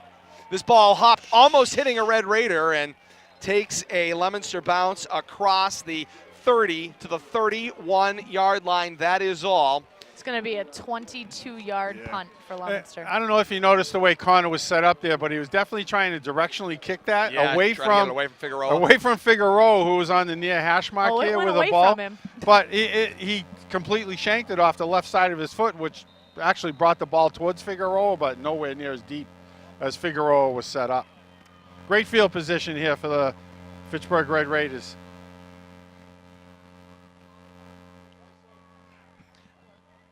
On 1st down, the carry straight up the middle of the field. It was Figueroa on the carry straight over the middle of the field. He gains 3 on the play. It'll bring up a 2nd down and 7 to go. Our power player of the second half brought to you by Blue Rock Energy. You have choices when it comes to energy providers, and Blue Rock Energy offers solid choices. Excellent customer relationships, evolving solutions to meet your needs. More details online at bluerockenergy.com after this play. The snap, sweet pitch to the left in the hands of Figueroa. Figueroa trying to cut in the mud. Now he's going to reverse fields, come back the other way. He's going the wrong way downfield. He got a block. It was clean. He turns the right corner. Still on his feet, slipping the defenders, eluding another now hit and taken down at the 25-yard line. A very exciting gain of 3 yards. Power play of the second half, Kate. Oh, God, it's going to be Figueroa. Hold on, let me add these 3 yards. That's why. He just ran 40 yards to gain 3. All right, let's take a look at his numbers, though. Sal Figueroa. You want intensity? That's it. That's it. He's a fun player to watch. 19 rushes, 211 yards so far in the game. He's averaging 11.1 yards per carry. His longest for 48 yards, 3 touchdowns on the day for Figueroa. All right, so I'm just going to take a look at those statistics and tell you what he's doing for the year. He's averaging 8.9 with 7 touchdowns. He's right there, and he's everything we expected. Today. Everything we expected. 3rd down, about 4 to go from the Leominster 25. Need the Leominster 21 for the first. Snap, sweet pitch to Figueroa, this time to the right. Got some room, steps back inside of end. Away from the defense. He's tripped up on a shoestring tackle. Christian Nunez grabbed the shoelaces and pulled Figueroa down. Figueroa saw nothing but end zone in front of him. After breaking at least 4 tackles on his way towards the end zone, I was ready to punch the 6 on the scoreboard right there. How Nunez ever got out there and got his arms extended just to grab a shoestring there is beyond me. And this next set of downs is going to be absolutely huge for the Leominster defense. If they cannot stop this rushing attack of the Fitchburg Red Raiders, this one might be looking like it's in the books for Fitchburg to get that Nicholson Trophy back in their possession. The epitome of a touchdown-saving tackle there by Christian Nunez. And I don't know if you saw what happened there, Todd, but more confusion on the Blue Devils side of the field. They were short a player, forced to call a timeout as the 11th player was running on defense, and the Red Raiders were ready to snap the ball. And that's also been a little bit of an Achilles heel for Leominster all year long. Personnel and package ins and outs, they've been struggling with that quite a bit all season because they've had so many people from the second team have to come up in that next man up mentality. They've had personnel issues all year long, and they seem to continue today, especially considering the loss of Del Judas and the temporary loss of Rodriguez. And that's something that has affected them all year long, Kate, as you say, and it has plagued them all year long, coming at inopportune times, and that was another one. And it was a cornerback that was missing, and the last person you want missing is a cornerback with this kind of offense. No question about it. On first and goal, here's the fake by Brooks. Great fake, rollout throw. Pass is caught. It's in the end zone for a Fitchburg touchdown. Damian Nadal, the fullback. That play looked awfully familiar. Out of an eye, a little upfield end cut to the end zone, and it's a Red Raider touchdown. Yeah, and I tell you, that's something that we've been watching the Blue Devils run to their fullback, and they're number 22, and Red Raiders took a page out of the Blue Devils playbook right there. 5:35 to play in the fourth quarter. It's Fitchburg 27 and Leominster 14. Roll out to the right, look for your fullback. Easy 6. Fitchburg now going to be attempting the conventional PAT. Now to hold, Zavedra does the kicking. Good snap. Got it down, did now. Zavedra drives it through. Team's coming back up the field. 5:35 to play in the fourth with the score. Fitchburg 28 and Leominster 14. We break, and we're back with more. You're listening to The Classic on the K-Zone, WPKZ. Bonus coverage for our viewers joining us on Leominster TV, and Bill Thomas, quickly in 10 seconds or less. How likely is it now, Leominster in the long field here, now they need to score on every touch of the football? Well, what they've showed me, and I'm sure you've seen that too, they've been very prodding. Yes. There's been no sense of urgency. And I just don't see him shifting gears right now to that high-speed offense that we've grown to love and appreciate from Blue Devil football. Just don't see it happening. Hate to say it. Back to Crocker Field in Fitchburg, the 112th Thanksgiving Day Classic on the K-Zone. So happy to have you along with us for what, by our calculations, the 75th Thanksgiving broadcast here on WEIM, WPKZ, AM 1280, 105.3 FM. We've been here for every one of them. Somebody has been. And here's a line drive from Zavedra, fielded by J.C. Cora at the Leominster 30. And Cora's got some room, and he's off to the races. Can Cora get there, or can the Red Raiders catch him? The kicker can't get him. It's Zavedra. He is caught from behind. J.C. Cora runs out of gas inside of the 5-yard line, taken down at the 3. What a return by J.C. Cora. I'm going to give him the 2-yard line there, Todd. Wow. But you talk about a slow developing play. He was like a Clydesdale prodding through mud, and then he just broke free. The only question was if he was going to have enough gas to get to the end zone, but he got caught from behind. Started on the left sideline, took it diagonally all the way across the field as he worked his way downfield to the right sideline, where he found space. Did J.C. Cora. About an 87-yard return there. Wow, what a return for Cora, setting up a very necessary short field situation for Leominster. This is exactly what the Blue Devils were hoping for. Special teams coming up with a big play in order to get their offense back into this ball game. Out of an eye, first and goal from the Fitchburg 2. Snap for Gallagher, give to Couch, cuts right, over the goal line, into the end zone. It's a Leominster touchdown. Wow. Well, I didn't see the Blue Devils going the length of the field prodding along like Clydesdales, but when you get a run back like that off a kickoff, it makes it look easy. Now we'll probably see Leominster again go for the conventional 1-point PAT to make it a 7-point game, but they need to be perfect here. Leominster has absolute a flag down at the end of the play. It's like a substitution thing? Could be against Fitchburg. There was a lot of chirping going on. This may be assessed on the kickoff. 15. It is flagged against Isaiah Perez, a 15-yard penalty. It will be assessed 15 yards on the kickoff for unsportsmanlike conduct. So Leominster will get field position benefits here coming at the end of the play. Right now, motion seeming to run a little bit high out there. Emotion, a cup runneth over right now. You notice that too, Kate, and I hope the emotion doesn't turn into chippiness.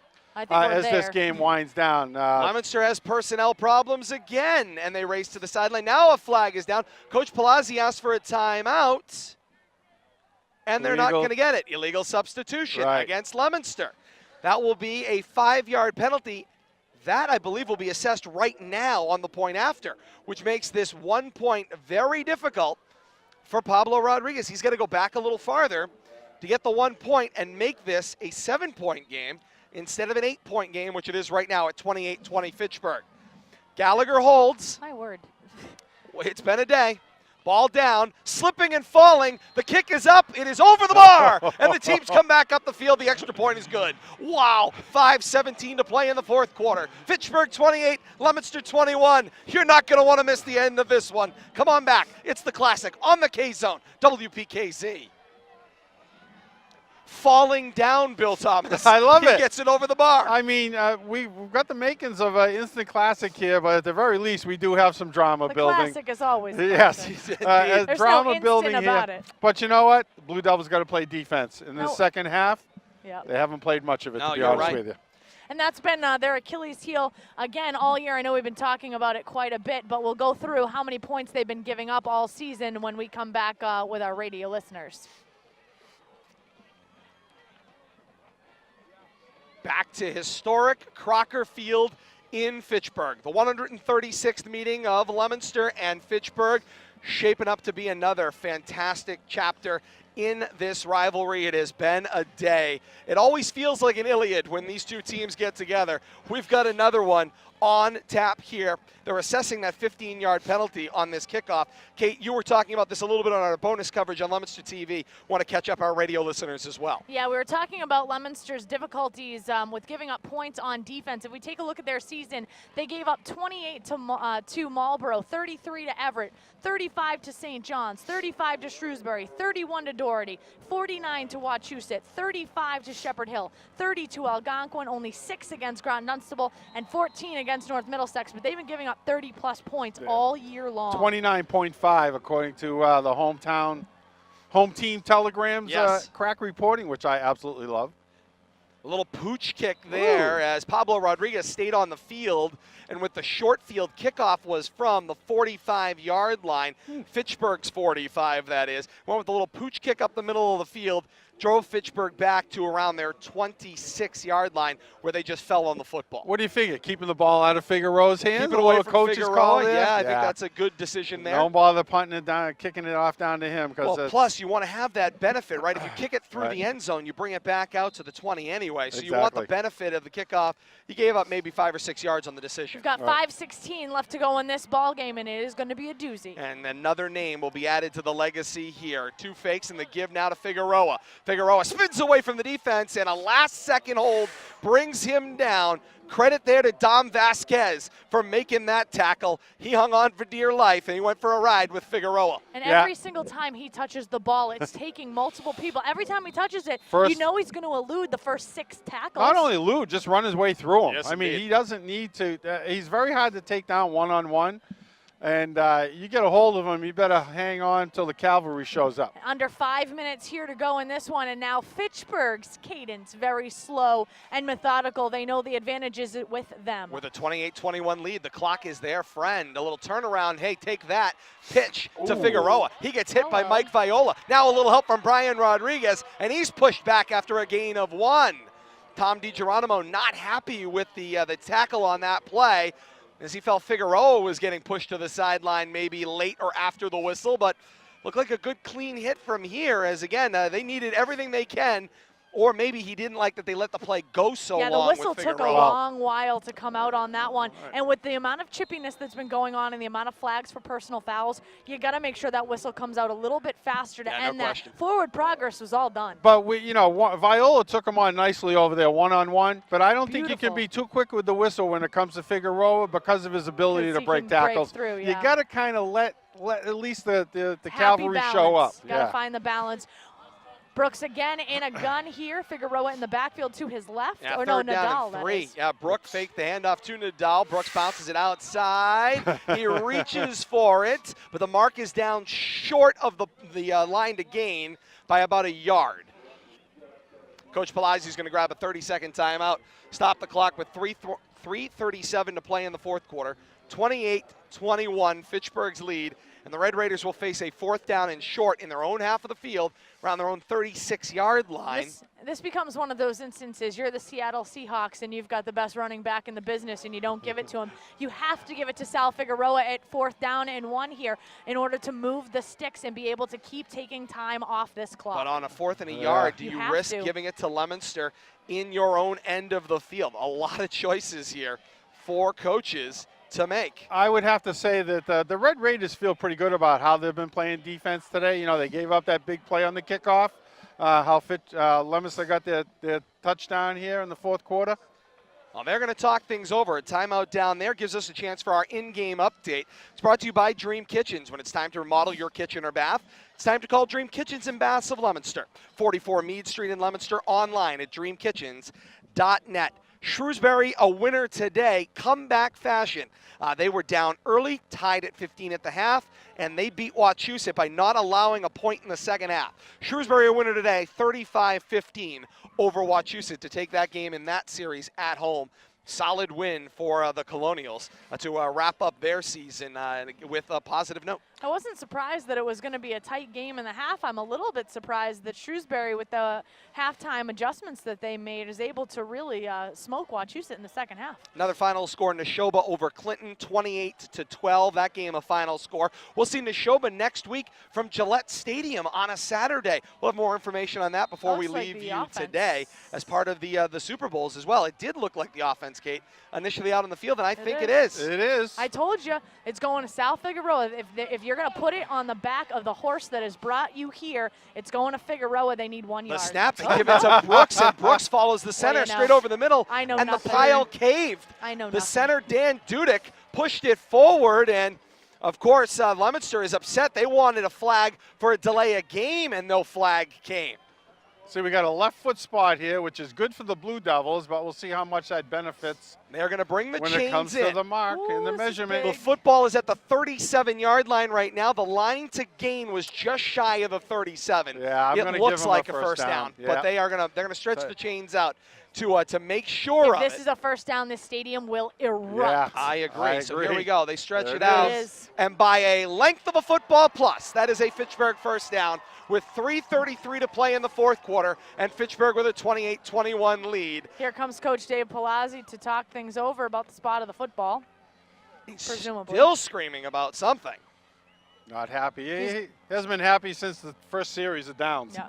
He's going to have to, though, know the limit, and he does. He turns around and he starts walking away because Leominster can't afford to have any penalties, let alone one coming from the sideline. So very good job by Coach Palazzi to know when the time to cut bait and run back to his sideline was. But nevertheless, first down and 10 for the Red Raiders from their own 37-yard line. And they will be able to continue to milk the clock. Brooks the snap. Give it to Figueroa. Figueroa with some room in the open field, blocks out in front of him. Flag now from the back judge as Figueroa comes across midfield. We'll see what that flag is downfield. Yeah, I think it's going to be a hold maybe on the wide receiver. Might have been blocking downfield. Have to see what we got, though. Holding is the call. It goes against Fitchburg. It'll be a 10-yard penalty from the spot. Spot was the 49-yard line, so still a first down, but they'll mark it back 10 yards. It's going to be a first and about 4, it looks like. About 7, actually, once they get it back from the spot foul. Yeah, back to the 40-yard line we go. Yeah, that play happened well downfield ahead of the play, and They got to reset those sticks, though. Yes. Something is still not quite right down there. Still, they got to bring the. No, we're looking First good. down. Still, because that was a first down and 10. But he gained you beyond have first. to give them, but you got to move the chains now on the first down. They gained no, it no, on the it's first still down. first down, Todd. But it shouldn't be first down at 7 to go.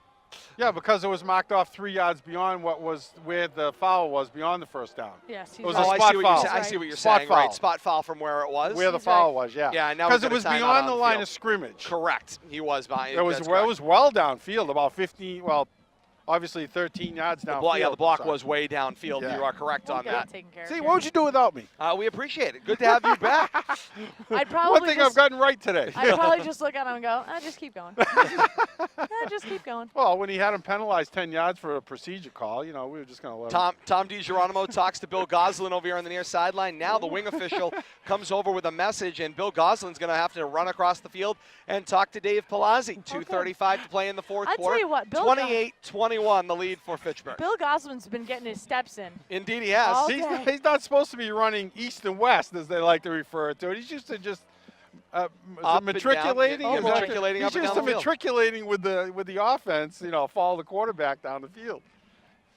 Man, I tell you though, the officiating crews, they take a lot of licks. You get your money's worth when you come in and you get the boy. Thanksgiving Day Yeah, game between Leominster You know and you're gonna Fitchburg. hear I got to tell you, it's right from the opening kickoff. It's been very emotional. I think the officials have done a great job. They today. have. They On have, both they have done sides, everything very they even. possibly can Yep. to keep this game under control. They've got another 2.5 minutes of what is going to be fun and excitement before this one is over. Exactly. First down, 7 to go. I formation. Figueroa is the back man. Under center goes Brooks. Snap, give it to Figueroa. Figueroa's got a block. He's got the right corner. Ooh. Stiff arm in the face, crossing the 45, down around the 47-yard line. He might have another first down. I think He's he gonna be does. Close. And not only that, he stayed in bounds. I'm telling you, Figueroa is a very smart player. Not sure what his plans are beyond this year, but some school's going to get himself a really good football player, a D3, a D2 school maybe. Who knows where he's going to go. But very talented football player and a smart football player right there, showing it by getting down on the ground instead of letting himself get pushed out of bounds. And Bill And Goslin says here that's a first down. Is the first down. Leominster takes a timeout, their first of the second half. 2:22 to play in the fourth quarter. 28-21, Fitchburg's lead. Let's recap what is on the line here. A Fitchburg win today snaps a 8 straight Thanksgiving win streak for Leominster. The last Fitchburg win was in overtime. It was 20-17 in 2008. That was Fitchburg's last Thanksgiving Day win. Their last win in a meeting was a 7-0 victory over Leominster in a playoff game a few years ago. A Leominster win today would be their 9th straight on Thanksgiving. 10 out of 11 meetings since 2009. That's what's on the line over the next 2 minutes and 22 seconds. 7 points separating these two storied programs. Very well put, and I think these last 2.5 minutes here could be the most entertaining 2.5 minutes of the season, but there's definitely still a lot of emotions running very high on both sidelines. The 2,700 people plus on hand here at Crocker Field today, they got their money's worth. As our And friend then the some. poet says, buy a Turkey Day ticket and enjoy the fun. It's been worth every minute of it. First down and 10 to go from the 48. The snap.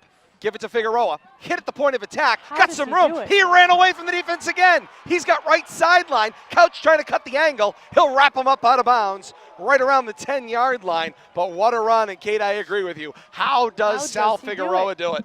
I At don't least know. bounced off at least 3 defenders. None of them could wrap him up to wait for help, and that results in about a 40-yard gain. 43-yard pickup for Sal Figueroa. take And a most peek. importantly, moving the chains.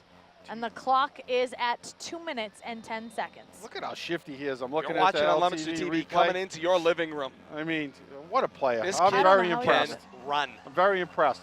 You know, you talk about you want your running backs to run north and south, and you alluded to this earlier, Kate, how his hips are always moving. You're not Always. sure what direction he's going to go. He runs north and south, east and, And west, east at all the at the same same time. time. Yep. You just, I mean, you can Yep. read my mind, and that's what I was thinking when you commented earlier. This kid goes 4 different directions at once. Yeah, how well, do you 3. stop that? He's going towards the end zone plus side to side at the same At the time. same time. Here we go. First down and goal to go for the Red Raiders. From the Leominster 10, whistles and flags kill the play. Yes. Procedure against the Red Raiders. It'll be a 5-yard penalty. So it'll be a 1st and goal to go from back around the 15-yard line. Leominster's fan base starting to vacate Crocker Field through the Circle Street gates here. Shy of the 15 at the 14-yard line after the enforcement, so 4th and goal. 1st and goal from the 14. There we go. 2:10 to play here in the 4th. 28-21 Fitchburg's lead. Play comes off the sideline with Aussie Guy. He's going to bring it in. Yeah, give it to Figueroa. Which way, right? I was going to say. His most success has been behind the right side of his offensive line, I think. Yeah. One need not be a rocket scientist to figure out where this know. play is going. We'll Offset I, it's Nadal, Strong the to down the left. fullback. And here's the snap. The give to Figueroa, who takes it behind that offset to the left, Down to plows the it 10. into the pile to about the 10-yard line. And Leominster has to start using their timeouts to stop the clock and keep themselves at least alive with a chance to be able to go down the field and make a miracle happen. Yeah, referring to strong left there, we kind of picked up on that. Tight end on the left side of the formation. Yeah. And that's right the side they ran behind, although he didn't go around the tight end. Still a well-designed play to pick up some yards, keep the clock moving. And with 2:04 remaining in this one, because it is not yet over, Figueroa right now, 26 rushes, 307 yards. He's averaging 11.8 yards per carry. His long so far has been for 48 yards, and he has 3 touchdowns Wow. on the day for the Red Raiders. What So a day. Think he's going to remember this day? I would hope Yeah. so. Indeed, he should. Absolutely. If he doesn't, then I don't know where he's been. I'll tell you, the Blue Devils are going to remember this day, having to face him. And but it's been an excellent, well-played game on both sides of the football. And, you know, this is the type of game you hate to see somebody have to lose. Yep. But that's the nature of the game, you know. And much like we heard the motivational talk last night at the banquet, you play to win, but it's how you play. Absolutely. The win is the pinnacle. But if you give every bit of effort, somebody has to win and somebody has to lose. It doesn't, if you lose because of lack of effort, Yes. then that's a problem. But if you give everything you got, hey, sometimes the cards just don't fall your way. All things being equal, both teams have laid it on the line today in this 136th meeting. Here's the snap, the flip to Figueroa. Figueroa still stepping over the defense, one more. away from the defense to the end Let's add zone. another. It's a Fitchburg touchdown, and it is a dagger with 1:54 to play in the 4th quarter. And the Red Raider fans at the sideline can feel it. Throwing confetti in the The air. Nicholson Trophy will be returning to Fitchburg, Massachusetts. It has resided in Leominster for nearly a decade. But the Nicholson Trophy will be returning. And I'm looking down here on the sideline. I don't know who's more excited, the Fitchburg players or defensive coordinator, Coach Raff over here. Yeah, of Charlie course, Raff. he's been on both sides of the ball, most notably Leominster. Ball is down for now. The kick up for Saavedra is wide to the right. Teams coming back up the field with 1:54 to play in the 4th.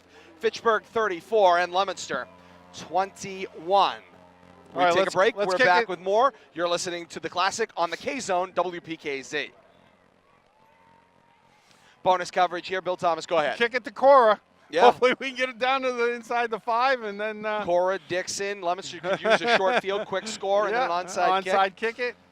Want to take this opportunity, by the way, to thank once again our Action Sports sponsors here on Leominster TV, the El Camino Restaurant, Troy Hebert Construction, MP Crowley Company Incorporated, Dream Kitchens and Baths, and United Solutions. Thank all of you for being with us all year long here on Leominster TV and making this great sports programming possible. Fitchburg sideline down here, congratulating himself all over the place. I think they're forgetting there's still a minute 54 to play and anything could happen.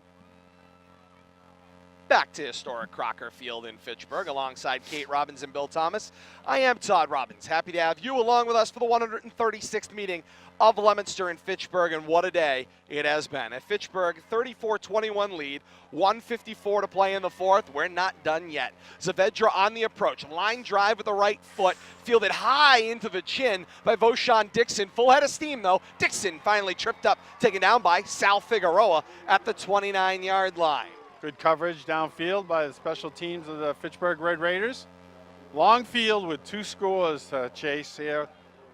Minute 49 left in the contest. Coming up post-game, we're going to recap it all the stats for you here on the K-Zone. We'll get you a comprehensive scoreboard from other Thanksgiving games going on all across central Massachusetts as well.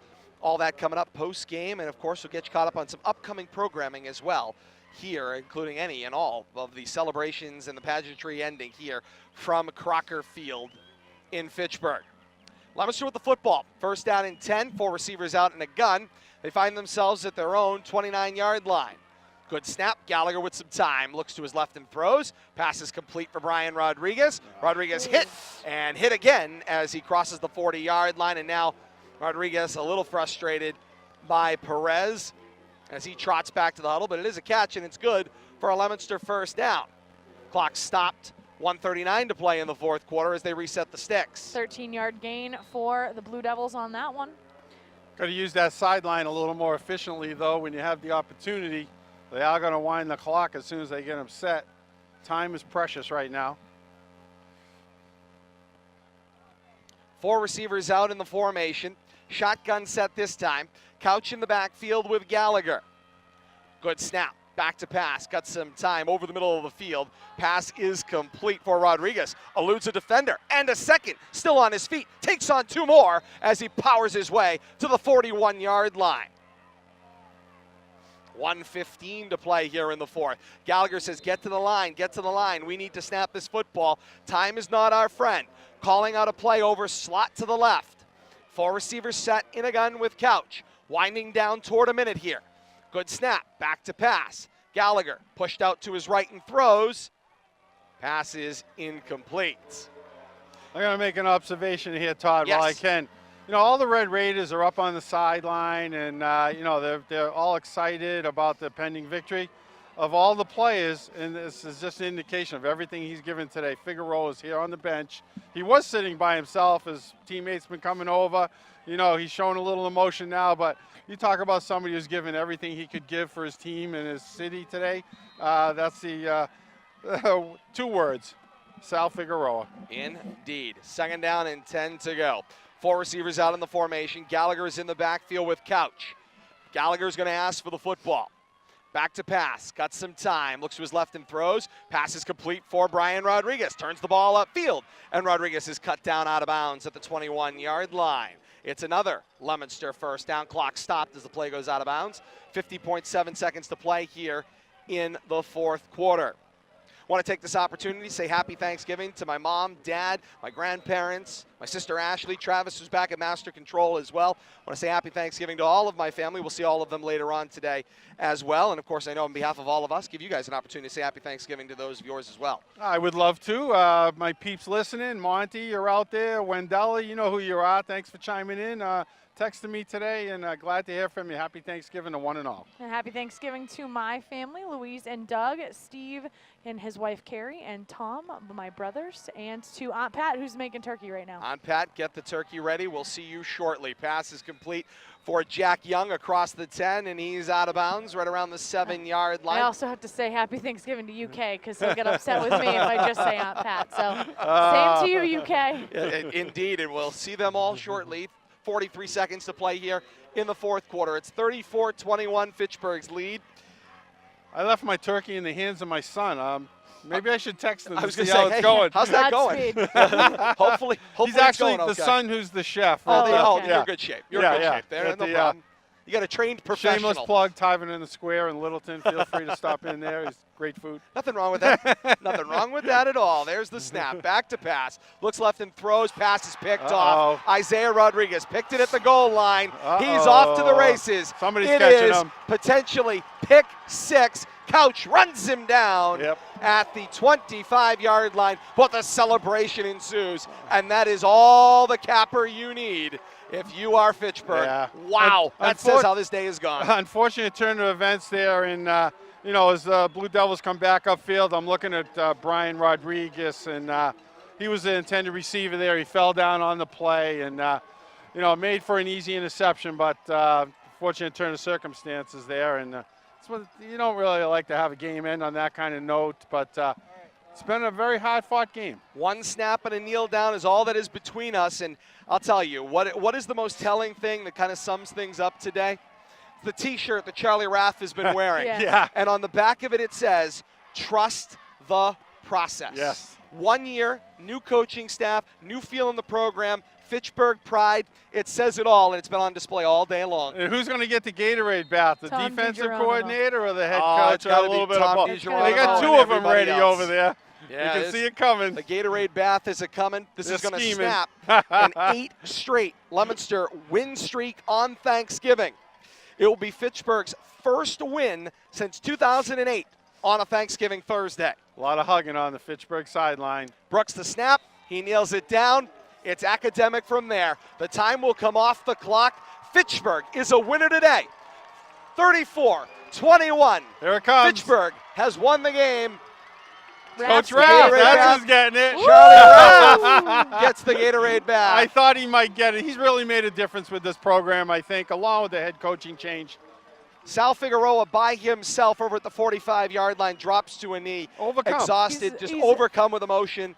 They've waited a long time for this. And that's what I was seeing on the bench over here, Todd. He was by himself, having a little family interaction here, but you could tell he's given all he's got to give today. It'll be the 60th all-time win for Fitchburg. So Fitchburg's all-time record now 60, 66, and 10. Makes Leominster's all-time record 66, 60, and 10 in 136 meetings with this victory today, a 34-24 win for the Red Raiders.